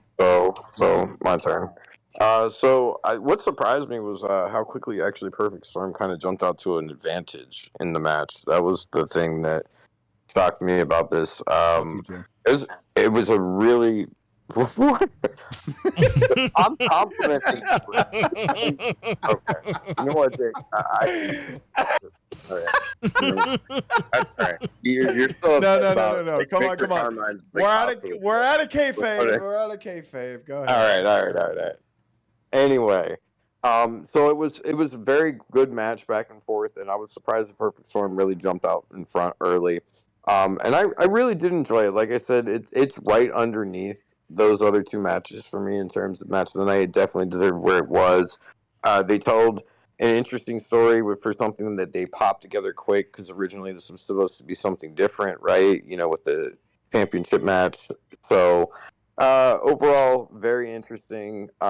Everybody involved did a great job, and really liked it. All right. Well, for me, yeah, I think I'd probably placed around third somewhere there. Might have to compete for that spot. I just think like Mark Reese and Rex over delivered so hard in the ring. And of course, the horse cast match was perfect for the ring and the story. And this one was just kind of pretty good. And I admit I was probably like, this is a problem I have in real pay per views too, is I'm more biased towards early matches because I start like checking out, like my brain is tired, there's too much stimulation. I'm like, oh, we've been here for a while once the last match kicks off, so I'm not as into it. But yeah, it was a perfectly competent match and everybody. You can definitely tell that. I mean, obviously Jake has a lot of tag team experience, but him and Harvey are clearly on the mic with each other, or at least they played a lot together to be like, hey, I want you to come over here and do this spot, like with the whole tag super kick after the finisher. Like they've got their teamwork ironed out pretty well. And it's nice to see Unground teamed up again. I mean, when I was around, they were a big part of the tag division. It was pretty much like Uncrowned and CQC were so good at beating everyone else's ass that nobody else wanted to make a tag team. So then they fought each other like 90 times. But yeah, it was a pretty good match. I don't really remember particularly much about it. I just thought, oh, that was a pretty good match. I have some problems with tag team match pacing in 23. I don't know what it is about it. I think if I had to guess, like in 2K19 with the reversal system, the stocks, as much as I hated them, they kind of made natural ebbs and flows, which worked for tag matches, because people would go out to tag out when their resources were low. But in 23, I don't know, tag matches feel weird. There's something about them that isn't quite right, and I think it might just be there's no natural time for everyone to want to tag out that viewers also clue into. So it's just kind of whenever they decide to. But yeah, I liked it. Yeah, I'll say to that effect that it's harder to immediately diagnose those moments. So it puts a lot more onus on the tag teams themselves to tag out in the right situations. So there was a clear HUD that you could see in 18, 19 with the resources and like from a meta standpoint, you're like, oh my God, this guy's going to tag out. He has no fins left. And then you're excited. Yeah. Right. But for now, there's a lot. It's a lot more playing into the match itself, which, as I mentioned earlier, is super difficult to play a story into. Just as it's a a singles itself. match with 4 people and none of them want to sell. So there's a lot of moments there, which I can point to here, there where the tags were made because the other person had a finisher and one person did not, and that's the same kind of thing as your reversal stocks or whatever. But that aside, I want to make it very clear, I don't make hype packages with the promise that I'm going to be the main event. Anybody that has Don't been be a dick. following along to this whole thing, I didn't interrupt you. Anybody else that has seen anything that I've done, I try my very best to get one of these out for any major match. Fuck a pay-per-view, any major match. And there was a miscommunication. What Jay was describing is there was a miscommunication between me and the group as to how it was all going to go. And then when we called it, which was on probably Wednesday, I was like, oh shit, like there's nothing set in stone at this point. I'm going to do my best. And so I don't want it to be weaponized. And like it wasn't weaponized. I know it wasn't, but other people may get it mixed up. We clarified it though. I also don't have to defend myself, and I'm doing it anyway because You anybody can go on the channel and look at any pay-per-view I've been a part of. So I'm really coming off as a bigger cunt than I need to be. You really are for no reason. I am. But you're the one that started this. I just want you to know that. You made it a thing that that a hype package was a thing because I had a chance at main event. I don't even think I should have been the main event. It should have been Blacksmith and you say that. Kess. You say that, but no. Once I told you, Once I told you, are you breaking out? Yeah, I am. Once I told you about the intro thing, I said, "Hey, look, I'm not doing this. I'm just saying if you did, there's probably a good chance." And then you said something. I don't know what you said specifically, but you were like, "Well, fuck all that shit. I'm doing an intro." I was like, okay, here's the thing. It doesn't matter what you say to me. I'm gonna do me. So you're gonna pretend like you didn't make that little comment about, well, fuck all that shit. I'm doing an intro because. Yes, I am. So okay, good. Don't lie You guys about are it. like a married couple. We do. I am. We do I am. because he tries to do that sometimes. Like I'm No, 100% but trying not to. You're right. You're right. I do it all the time, and you did it to me. I and did then not. Put me, you did it to me, and then put me dead last in the order. And I'm not saying it was intentional because this is my match. You usually put the people whose matches are last. Anyway, let's not derail this any further We're than not. we have. Look at him. I was a fan. I was a fan of the hype package. It was kind of something that kind of just came together. A lot of the times I will run across songs or things and then like bookmark them on my Spotify. This was a situation where I had actually found one that was applicable way later, because this match, I believe, had the most build of any other match. And that part, I'm not afraid of, being too humble or whatever. Like, this was the whole thing with Harvey super kicking Rust. It plays right into the 4 pillars, and then, Quartz being unsure which way he wants to go. And then it was a ruse all along. Like, this was the match that was built up to this point. So for that point, of a mirror. Quartz is Right. like, I So, lied. Court is absolutely right. Mangoose is absolutely right. This was like 3rd or 4th best match for me, but because it was there, plus the whole story, plus all the other production stuff, I felt that it made sense as the main event with everything else that went on. Power too, 'cause Right? it's Yeah. No, he said it wasn't the best match, but it does. The main event's not always the best match. The resolution this last year wasn't the best match. Summerside wasn't the best match. The main event. You know what I mean? When I told him the thing about the whatever video, what he said was, I don't know like the specifics of what he said, but it was very much like, well, then you're gonna get one. Whatever. Like, it was basically like, yeah. You're gonna make me go check. And I'm gonna not be mad at you, but no, we did it in voice. It wasn't in text. You said something. Listen, It doesn't matter. It doesn't matter. At the end of the day, no, you're he trying to does this. steamroll me right He now, does this but- where he tries to like whatever me, and it's fine. It doesn't matter. At the end I'm of the not. day, like I said, when I told him the thing, I was like, hey, look, this is where we're at. If you don't, did say there's a that. good chance. There's a good chance. But again, I'm to clarify, like I told him, like, look, I'm not doing this like the whole like, hey, you should like, because he's still burned out. I'm like, don't worry about it. But I'm like, No. it would like basically, even if he didn't, it will probably still be the main event, just because. Listen, like I this said, is not important. It's a charity show. The main event spot doesn't matter. I know, that much. but again, just to clarify, like I said, I want to clarify. Like the only issue with the horse match was the ending of it. That's what like fucked it up for it. If it wasn't You're that, right. it would have been fine. We're all in the same agreement. We I are. just am It's not, just that you I'm like- not trying to. you like I'm to, agreeing like- with you. No, you're agreeing it with just me, feels brother. like we're both agreeing. I'm. He's irked aggressively because agreeing with me because It he just doesn't seems like you're me trying being to. right. You're just. I just don't I'm want this to not. be blown up as if the main event isn't. spot matters. It isn't. You guys are like 2 elk in a small. But we've zoo. talked. We but really we've talked are. about it. But we've talked about it enough to make it seem like it is. It's not. It doesn't matter. It's always Who cares? funny. It's always funny I to do had it though. I had a good time putting together the hype package. Thank you, I'm glad Imp, you for did. I your hate videos. thank you, Imp, for your fake compliments. You are infinitely more talented than me. And this is the moment that I wanted to draw a line in the sand and say thank you, Empress, Like Evolution. for your compliments on the hype package. But I need to shout out Empress for all of the work that was done production wise throughout. All of these, like all of the video transitions, all of these fucking things, like the work that goes in between Drago and Jay and Empress and all of the people who went into the production here. Unbelievable stuff. Underappreciated, and it will continue to be underappreciated because a graphic that just does this, that walks you into the match, like you're watching it on stream right now, this Uncrowned Perfect Storm, all of that, it's so easily forgettable because it seems like just a nonsense thing, but that's a lot of fucking work, man. Yeah, I know. You know a why? lot of You fucking know, work, you know man. why it's a lot of work. Also because Emp refuses to use After Effects, which is why the rival. Which is why a lot of the matches weren't updated. Like when Rival was added, but I was that's like, fine. no, I know it's fine, but I'm you just don't- we saying don't that need just to- shows like the level of dedication to these Exactly. kind of things, because it's easier Exactly. to use After Effects as opposed to doing it by hand, which Emp chooses to do. I disagree. No, it's not. So I'm going to side with Empress here. After Effects is not easier to use. Just because you know how to use a platform doesn't mean everybody else does. There's Humble Jake. yourself, Jay. Of course, there we go. But okay. but yeah, we can't end the. but I needed a spot. I needed a spot in this 3-hour fucking debacle. Not 3 hours. It's not a debacle. To put over Empress and just appreciate her because she's never here.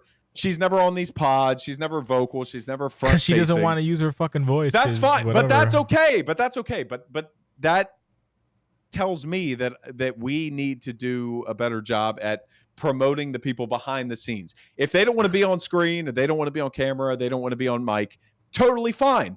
Are you trying to say I don't give Ali her flowers, bro? A lot of people don't. You do. You do. I'm just telling you, this was the moment that I earmarked during the hype package because I noticed when it was playing that she like popped in the Twitch chat. This is the spot that I earmarked during the post-show pod to give her credit. No. So I'm doing that now. Okay. So can I hijack off that a little bit? Thank you for that. Go ahead, Angus. Hijack. I just want to finish before you hijack and you can take over. The match itself was super fun. I thought it was a super fun ending, that it was shocking and out of nowhere that both teams had beat the shit out of each other so much that a spear, not a sig, not a fin, none of that it was a good animation. Was a good finish to the match. And it didn't really do anything to overly harm or anything, the stories that are going on now. And there's a lot of stuff that can go on in the future with this because spin more often too. Russ Cole and his bullshit fake retirement garbage because he's a pussy who can't hang. Oh my God. He is the one who started this whole thing. So I just buried our boys, Rust. So what are you going to do about it? Go ahead, Mangus. Well, just to hijack on the production thing, I think it's really impressive, like how far we've come since I joined. Like, I think production-wise, like if you watched a stream, like everything flows together really well. There's like no weird rough spots. It looks like a COD, but it's not. You know, like it's not pre-booked ahead of time because it's effort. Loses, where the segment goes or anything. Like it looks like one of those high production like AI versus AI or like, you know, people playing to a story things, but it's not, which I think is really impressive because I thought, you know, when I joined in like 2018 or whatever, I was like, well, there's no way it's ever going to get there. It's just writing on a website. And I still like doing writing on a website because I'm very lazy and I have trouble putting effort into things. But you know, like it was a good title defense. Fuck you. It was a good title defense. How dare you? And that's not effort, that's skill. That's a different thing. But I think it's impressive that from 2018 to now, it's gone from like mostly text with a couple of video RPs, and people were very clearly learning to like now where people are making hype packages that look as good as like WWE stuff. It's not something I'm probably ever gonna do. I don't fucking know how to do video editing. I don't know, but it's really impressive, and I think it's a credit to the people who are doing that kind of stuff. That it's great that we have all the words and stuff, but I think it's also really cool to attract people to us, to make us more visible and professional, is that we have this whole stream, this whole long video format. You can just sit there, you know, crack a beer, eat some popcorn, and watch this whole thing, and it flows all the way through. So I'm sorry, but you know you fucked up big time because I expect El Pusica videos. So get ready to get. We really do. Like we want that. We want El Pusica, son. And I don't want to overexpose it and ruin the gimmick immediately. You don't have to overexpose it. That's true. No one can overexpose it, but I want them. Bro, can you picture it now, son? Like, well, like, you know, fucking Carmine and fucking I still getting beat up, and you just pants to the fucking to the top of the arena, like the rafters, and then you just fucking see a man they call El Pusica. Man, they call El Pusica. He's up there in like a cape, except the tiger colors. He has the black and white colors, not like a liger. Oh my god, dude! No, put him in red and black. He's like Wolfpack Rosca. Oh Jesus! I fucking love that. I'll write all this down as notes. I'll watch some Dusty Rhodes Midnight Rider. Good. Oh my god! Fucking. Oh my god. Midnight Rider. Oh yeah. See, this is why I love fucking Court. Oh my god. My man brought up the Midnight Rider, which is basically Dusty Rhodes with a fucking bandit mask and a cowboy hat. Mangos is so right though, Jay. This is what I have continued to push to you specifically over the last 5 years as we continue to all grow and learn and do better production wise or whatever, and get people in that are not just capable but willing to learn more. You know, you're getting people in here. I'm even one of these people. Like, I have been video editing for 20 years almost. And it didn't take a big jump in my passion to learn enough to like do good stuff until OCW, like 2018. I was doing like basic video editing before then. I made like YouTube videos and shit. You can see it on YouTube. I'm not going to plug it because it's garbage, but like I'm a rapper. I made YouTube videos since 2006. Rapper, holy shit! I have a whole YouTube channel like that I made in 2006 when I was a little kid, and like I learned just like by self teaching myself and learning different programs and everything. But what it takes is the inspiration to do that. And OCW, when you bought me that humble bundle to get me Vegas, that bumped me up because I was using Lightworks. Oh shit, I before. Did. Oh, good for you. You did. You gave me a $20 bundle to get a very old version of Vegas, which I then upgraded. Vegas, but I got confused. So but my point is like the inspiration to continue to try and learn and try and get better. That's improved even in my day job. I'm making videos now and doing voiceovers and doing videos. I've even found my voice in OCW. Like you've made fun of me a million times for how I sounded doing videos, doing commentary back in like 2019, 2018. And like that whole development, that progress of learning. Well, you and I are the reason that commentary exists. I sounded abysmal. I don't even want to go back. Anybody, the golden era people can point back to some Rush TV bullshit where they did one thing and they were too shy. It was 12. Off. It was 12. You fuck. Don't talk. Yeah. Don't talk. Yeah. See, look. We're not gonna listen. They didn't have the drive. They didn't have the commitment. We're not they didn't have the do commitment that Mangoose and I did. You're right. So don't do that. I'll leave it alone. Yeah. Look.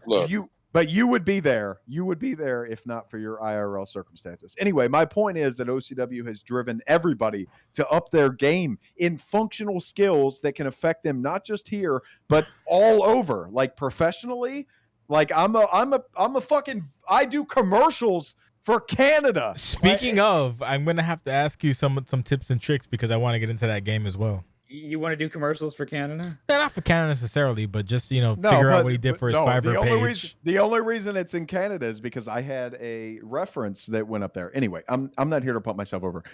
I'm just telling you, Jay, that you are appreciated in that what you have built. Thank you. This whole development, like what Court said, resonated with me so much. Like what I'm watching right now versus when I watched Savage Land on streams back in 2018, it's night and day. We are putting together a full package that flows together so nicely. Even on TV every week, we barely go over 2 hours. It's a nice compact. We don't. We're always about 2 hours. Exactly. Yeah. It's like 2 hours 15 at best. We got better time than the Tony Khan hoot. Sorry. Most things make clear sense, and when they don't, they're so over the top and entertaining that they're not meant to be taken that seriously. Like we are TNA.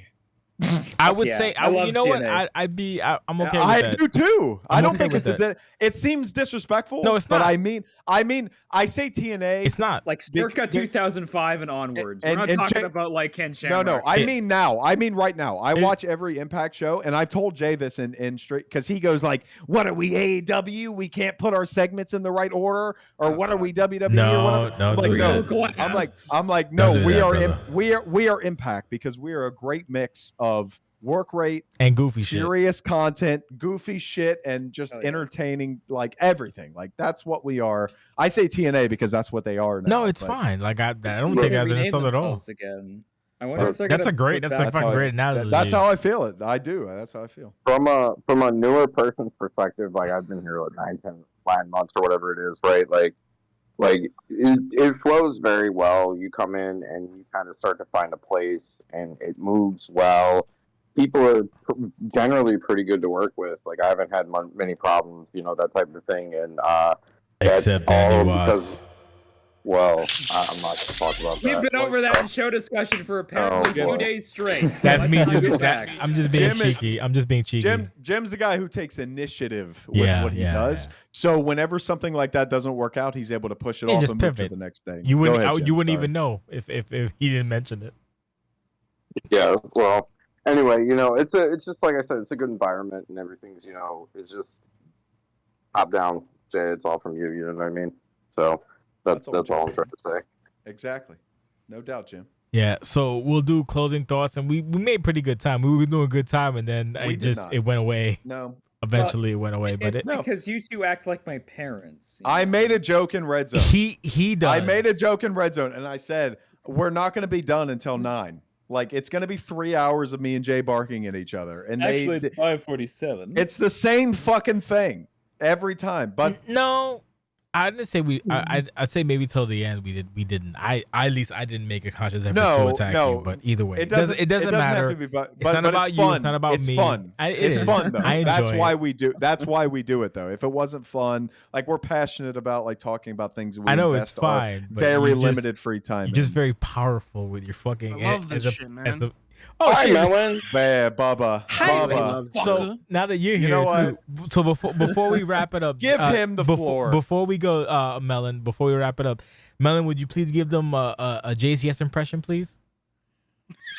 You want me to do it? Go you for put me it. on the spot, Go like- for it. The whole 9. And, The whole I'll do 9. one after, and they can tell us you who's don't. better. You just Melon. Go ahead, Melon. Go for it. Welcome to another episode of The Desk. This is your owner, founder, ruler, grand poob of all things OCW and the subsidiaries. I'm going to cut this shit Pretty good. short.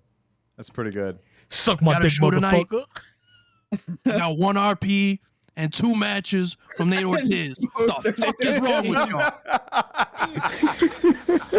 I hate that you made me choke. Fuck. Oh my god, my throat Look. hurts. Look, I'm not telling you that you have to make a height video. Oh I'm my just, God. I'm not. Look, I'm just saying, I like to see it, motherfucker. if you did, I would probably make it the main event. But like, motherfucker, I'm not. I don't like this at all. This is very offensive. Listen, to I be hate clear, this place. to be clear, I really do hate this place sometimes, my guy. So to be clear, when I told him, I'm like, Papa, listen, look, I know you said you burnt out. It's fine. Like, so listen to me when I say this. I said, look, if you do, cool. If you don't, it's fine. But more or less, you're probably going to be the main event. And then Jay goes, okay. And then he goes, well, yeah, fuck with that shit. I'm gonna fucking do a thing anyway. I'm That's like, not what I "Alright." said. You said I just wish- something. You I said just wish something these- like snide. I just wish these motherfuckers. I just wish these But I motherfuckers remember- weren't trying to poach my talent, taking them to a Xerox fed motherfuckers. See, that's Why does he racist. sound- You You see That one. you see when he- like an angry rap guy. No, You that see that when he was did that? that was intentional. That was racist. That was intentionally racist. That not only was that intentional. not only was that incredibly racist, but that was actually most- hurtful on a charity Most event. of my Jay impressions are solid, but he doesn't give me any credit, like so I have to go over the top to that- get any airtime. that was Listen, brother, I had to go racist to get a reaction. that was Yeah. that was actually physically hurtful towards me. Like when Jake Look. when Jake does my accent, it's like what what are you doing? Like it's like a white guy. Like, oh, this is what he What sounds are you like. doing? Hey my Right, God, I mean- I'm gonna sound I mean, like right- this. Hey right, my I man, mean, what it look right. like? Shut the fuck up, Jake. I mean, shit, Listen, bruh. so you Shit, know what? bruh. What is this man Rex doing? This dumb Crazy up in here. So the funny thing is, when I do a Jake accent, do I ever go, oh gee golly hi? I don't do that. I don't do that. I don't do that to you. That's either. how you sound to me, but I don't do No, that it because is I'm not. not respectful. Because This I'm is respectful. Listen. I think the crux we can take from this is that this The is crux why we can Ta- take from this this is is why that you're Tay a horrible Breezy is person. retired. The crux we can take from this. Because I tried to control a black character, and The- Jay was like, "No, sir." The crux you can take from this is that you're Don't do that. human garbage. No. He looks at Deborah every week now, and he's like, Mm. She's checking her. yeah, that's what it is. Draco said it. She cute though, so it's fine. She cute though. She kind of cute. Anyway, fuck you. Oh, Melon, since you're here, Melon, thank you. I think we've given away pretty much all of the keys. I think I'm keeping 2 of them. Awesome. $2,100. Yeah. Yeah. And I think I'm keeping for myself Resident Evil 4 and Gotham Knights number 7. Go right ahead. Yeah, there's a lot of fucking Batman. I don't There was know a lot of Batman. there's a lot of Everyone's Batman. just like, Because I fuck bought this the guy. WB bundle like 4 times. Yeah. I took one of them for So myself, and then- what we'll You were do for, giving Zack Snyder what like we'll $1 do, million. what we'll do for next year is we'll try to diversify the fucking keys a little bit. Cause I'm noticing I'm just giving out mad Batman shit. Like I hope these people like Batman. I started giving shit on Twitter, by the way. I was like, fuck, or actually, I'm It's sorry, the Bat. Elon Musk breaks on their X. spine. I was giving mad shit out on fucking X.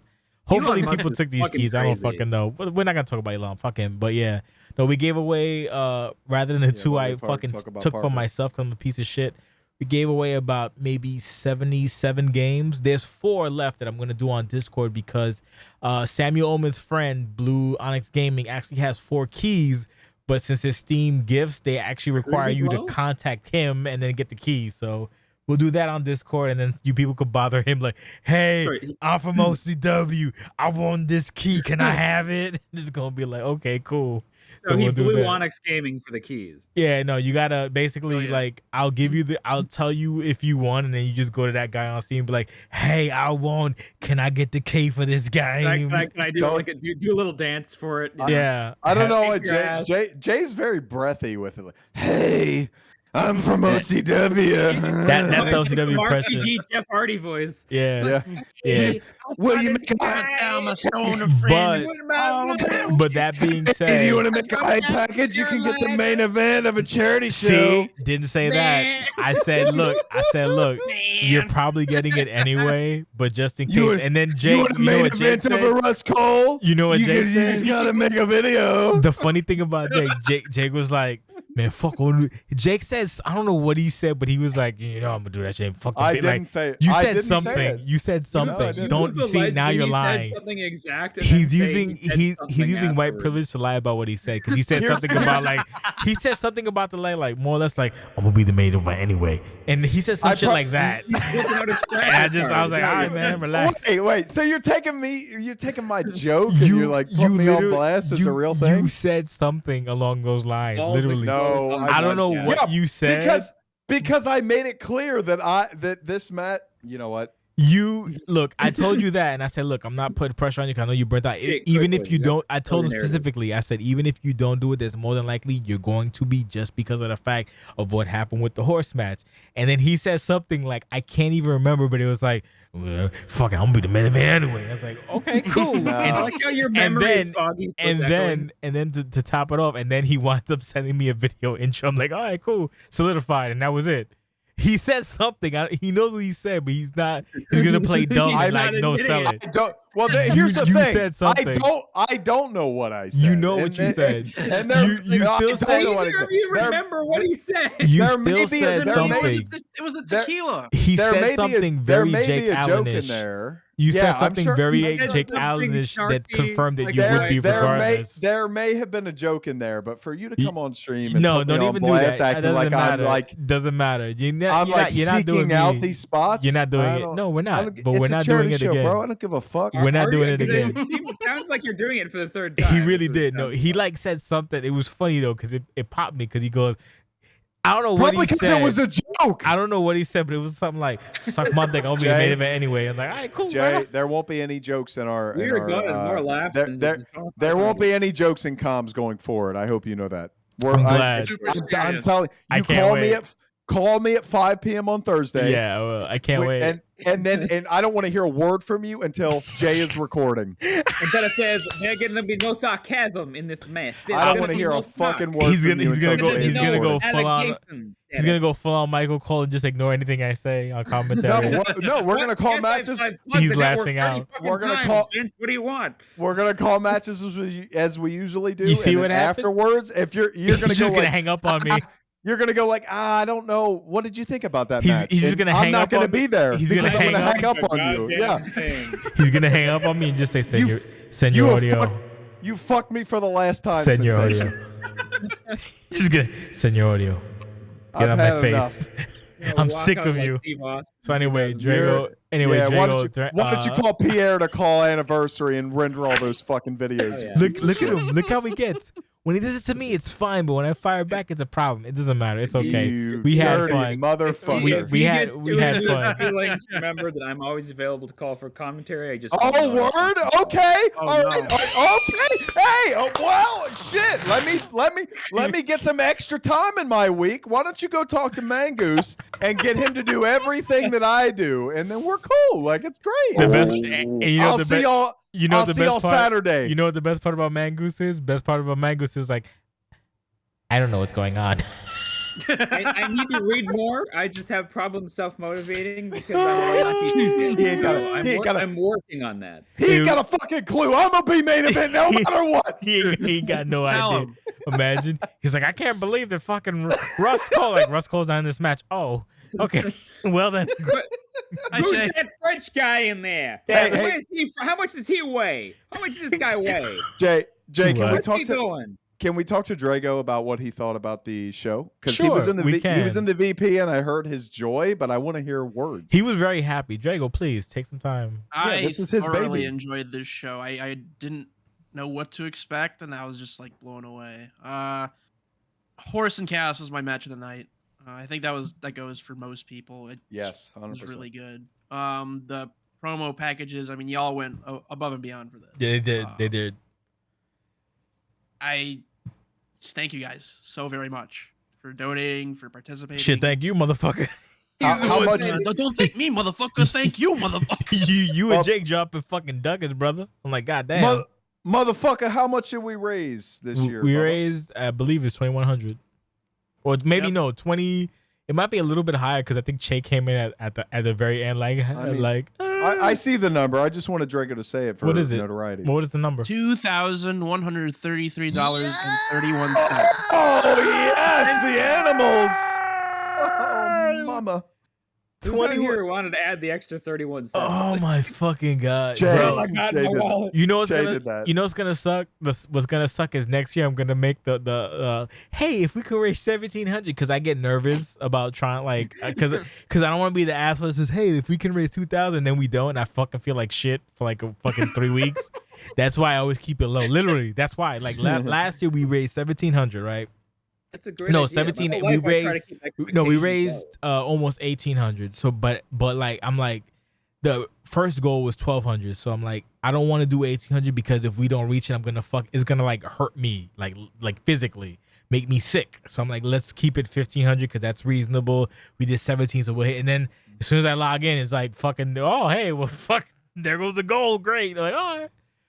Yeah, so it's like, yeah, I'm probably next year I'll do 1,700, and then we'll do like maybe 2,000. Like, I don't know. Like, I just like to keep expectations low, just because if they don't reach, my anxiety won't kick in. I won't get fucking depressed because That's what I said. I will get depressed. I Look, literally will get depressed. I said at the beginning, let's make 2024 Animal House make us feel nervous about 2023 Animal House. See, That's what I said you at the want to beginning. say that, but I don't want to do that. I want to keep No, it because like, that's in a year. How I don't give a fuck about me in a year. I give a fuck about me right now. Let's break a record now. I'll worry about that in 12 months. well, we did, but like I'm not like, for example, I know, in- so you don't have to in- worry about it for 12 months. Yeah, in 20 like next year, like I'll probably make it 1,700 just to be on the safe side. Yeah. Like Well, it I'm just never, depends on how many more people I'm we never get. like the Yeah, Paul really Pugh figure where out I'm gonna be like, oh, let's fucking do 20. No, we're gonna, and then we'll hopefully break the goal because I Yeah. can't. He's a master of making expectations way too high. No, but he- I Well, beat Isu, and he was like world champion in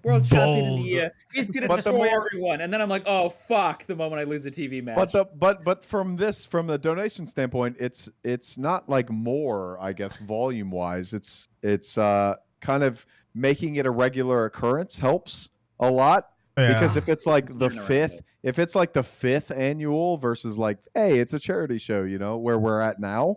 I just want it to be like a continual thing.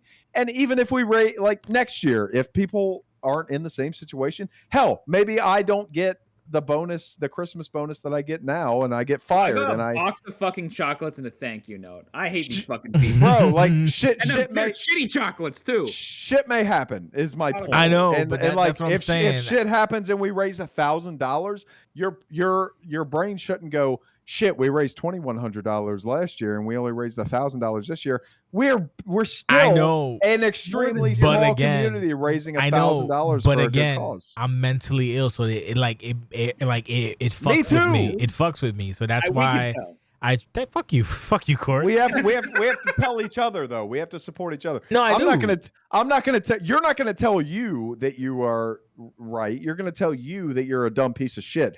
Same thing that I do. That's why I have to tell my friends that they're great, and they have to tell me that I'm great. I'm just again. Tell me- I'm once again. Tell me I'm great. I'm Tell me I proud. deserve the main event, Jay. Tell me I'm the best. I literally told you. You're regardless if you do the video, you're probably gonna get the main I'm beating event. Antonio Everett. I'm the greatest. But you Well, still like said last whatever the year. fuck you Fuck said. Nate Ortiz. I wish I remember what you said because Deserve that main it event. fucking popped me job. huge. I did. Yeah, Whatever yeah. he Here's said Cass- popped me Cass- huge though. Cass, I Well, Cass is not here. Go see you later, fucker. He didn't want to hear the truth that Jay said he didn't deserve the main event. I didn't even say that. I told It you. was like, did. I literally this specified. Alberto Del Rio motherfucker. I You don't did. trust him. I don't want him. I You literally did. said why that wasn't, but that was basically it look, was between look, those two. Let's be very honest. Good night, here. Sheldon. Quartz was the main event because we're friends, and that's how you get over an OCW. So He was the main event because he has the biggest natural chest in the company. yeah, I got the Imagine- biggest heavy. You El Puska came out putting those heavies out. For TNA, it's all about TNA, and who's got the T? Sports. You know, damn right. You know what I hope for? I hope for intergender matches. We can have Marissa versus El Puska versus Quartz. Battle of the Hell yeah, Heavies. baby. Bro, The Battle of the putting, Heavies. I'm putting down I mean, all I- 4 of those titties I immediately. I won the draw for 2K23 and PC, so I do believe you can mod that. Oh, you did win it. Yes, you did. Congratulations. That works for me. There was a couple of big ones. Literally, I'm like, next year we're not doing that many games. That was too much, bro. I spent the entire stream just trying to give out. I gave out games on Twitch. I gave out games in Randomly person. in I chat. gave out games on fucking Twitter or /X. It's like I don't even know if these kids are done. Like one game, right? Yeah, like one game like 17 times. Like a big game. You get a Or Batman. like, You get a Batman. You get some Batman. Hey, you want Batman? So Arkham much Knights? Batman. You're like It's a lot of Arkham Batman. Knights. I'm like, didn't that come out like 3 years ago? Do you want Batman Arkham I've Knight? only How about played Gotham Arkham Knights? City, and I thought it was pretty good. How about but Arkham City? It How was about too, Arkham Asylum? It was too Western AAA. Well, I don't give a fuck about Batman. There was like So 3 that's my main shipbreakers, issue. bro. Batman. I like Batman, but I like Detective Batman. I don't like the guy who beats up the entire city Batman. I was- couldn't give there a was- fuck less about the entire there was IP. so many fucking Yeah. Batmans. Like, it was ridiculous. But yes, we gave out I over got- I 80 gotta- games. I'm gonna I watch hate- Batman '89 tonight in celebration. I keep seeing What? Empress in the chat, Jay, and I gotta tell you, I hate that we are the ones that are representing this entire production. She refuses to speak. If she I did, no, I'm not Why? saying she needs to. She does not. She does not need to be here. But I just need to make it clear again that all of this production and all of this could not be possible without people that are not here right now. That's her, bro. Namely You Empress. could title the podcast like the desk, memorial for the hard work of that bitch Empress. who is in That- Yeah, that that it's applicable for a lot of these post show pods That that we do. bitch. To be honest, I'm a because background figure. She's just not as front facing as the loudmouth pieces of She's shit very that we front facing. It's just that she doesn't want to fucking do it. So, like, you can only say something nice and that's it. I've asked her multiple times, hey, do you want it? She's like, nope. I'm like, okay, that's it. Like, the fuck you want? There's literally not like the best I can probably get is probably AI voice with like in a podcast or something, or even here. You just hear fucking responses in AI. Get that Microsoft Sam. That's her. The thing is, she Thank speaks. you. I've heard. I know what Go she ahead sounds and do like, that. but she just doesn't. So it's like, what are you gonna do? Like, That's fine. It is what it is. No. Again, this is not pressure to beat. No, it's not. It's not pressure to beat front facing. It's just more. You can never put over people that are behind the scenes more. I'll tell you this right now, like just pulling back the curtain, even in my own job, I am very front facing. I'm on screen all the time. I'm on stage all the time. I'm doing like presentations and stuff, but so much that goes on behind the scenes that people don't get appreciated for. I couldn't do any of this shit without it. Jay couldn't do any of this shit without it. It doesn't matter what platform you're in, what like profession you're in. There's so many people behind the scenes that make shit go. You'll see like WWE people do this all the time too, where they're like, hey, Stu, the camera guy, or the production guy, or like the camera guy. Like these people don't want to be on camera, but they still do so many important things. And that's our Empress. That's our Empress. It's more than Empress because everybody puts in their own part. But at the end she of the does day, so much. At the end of the day, though, can I make it about me? I'm just kidding. I don't care. Draco's here, I know, Olivia. Drake. Fuck off. Yeah, Draco. Literally, Draco's here, and you're fucking sitting there just taking keys you can't use anymore. I gave Empress like 5 ship breakers. Excuse me. She literally had 5 ship breakers. Fucking When you goddamn. gotta take a ship, you gotta take a ship. No, it's not shit. It doesn't matter. Anyway, She I think. retired me, and I'm still putting her over. Ship with a P. I was making a pun. Well, we are talking about. Hold on, wait. Before we go, I'm sure she's gonna have something stupid to add. Go ahead, my dear. What do you have to add with your horse shit? While we're talking about me, that's Yeah. Oh yeah. No, that's already set in stone. We have Deborah Soto versus Empress You know what? for the World's Women's You Wrestling know what? Championship, Resolution 18 main event. And you know what? That's 2 heels. I'm not going to say that that's all on me. Everyone's but, a heel here. You know, Yeah. you're a woman and I'm a man, and you know how Jay is. So wow. I'm happy to give you that. You have to, no matter what, you have to always fucking just on me for some reason. But okay. Jay's not a misogynist. I'm not. Yeah, Cass said Alexa Cash again. What is she cashing in? Could you fucking imagine like that's the first women's main event in OCW history, and then Alexa cashes in just like Cass did for Nate versus Course?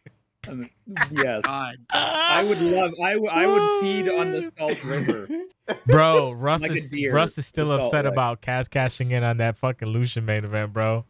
Look, he got his payoff. He can fuck off. That He- loser. wow. He needs to retire and go do his streaming. That's why career. you do this. Why you do it every time we end in his Because stream, no, he you get clearly like doesn't this. he clearly doesn't care. Like let him go fucking do his streaming anymore. Wow, He's retired dude. all his care. Fuck off. Let the people Oh who my god. look. He We does need this all room. the We time. need room for C-Note. We need room. He does this all for the Mad time, Dog. bro. We need room for people that aren't you. You clearly don't care. Oh my Fuck god. off. Go be a zombie somewhere else. Wow, And dude. we'll be just fine without you. Fuck West Coast. For no reason, he just starts throwing shade, bro. This is crazy.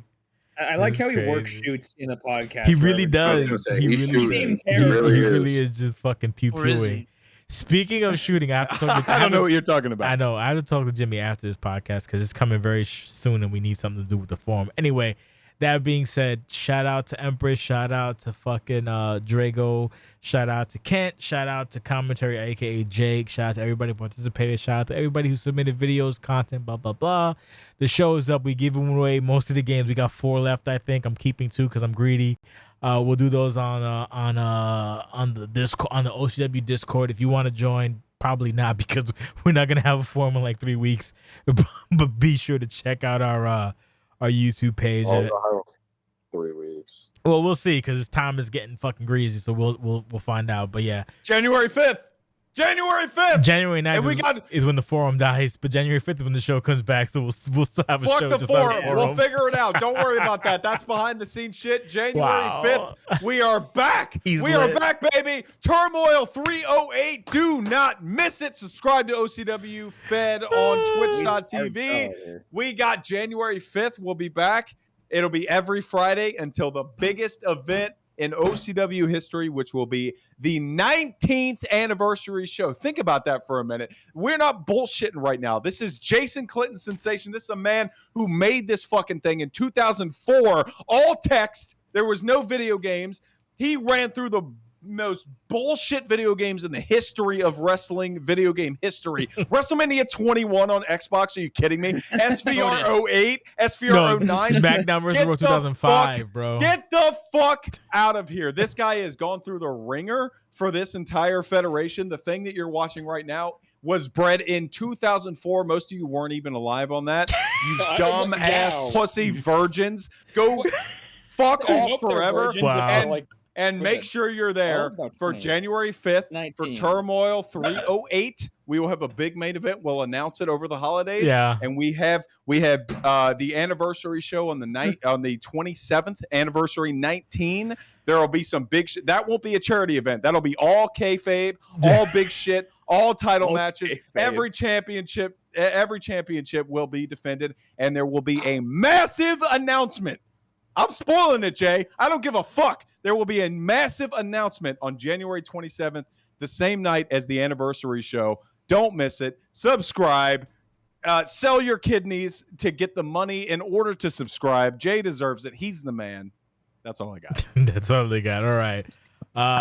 Thank you so much. God bless, and we will see you. We have a Scum Tolmec show. I don't know, over the holiday. The date I have no idea because no one told me shit. So when I get the date, it'll probably be posted on YouTube or Twitter or maybe or Twitch or maybe both. I don't know. Either way, January 5th we'll be back on the scene with Turmoil 308, I believe, as Jake said, and that's pretty much it. So enjoy the holiday, enjoy the free games. I hope you got some games. If you didn't, I apologize, but maybe be better with copy and paste. That's Better pretty luck much it. next time. We gave away brother. like 80 games. If you couldn't get a game after Get all fucked, this, nerd! yeah, pretty much. If you couldn't get a game, get fucked. Anyway, Learn those keyboard shortcuts. yeah, you better copy paste faster, motherfucker. Take it easy, and that's pretty much it. Thank you. God bless. Have a great holiday. Bye. Bye.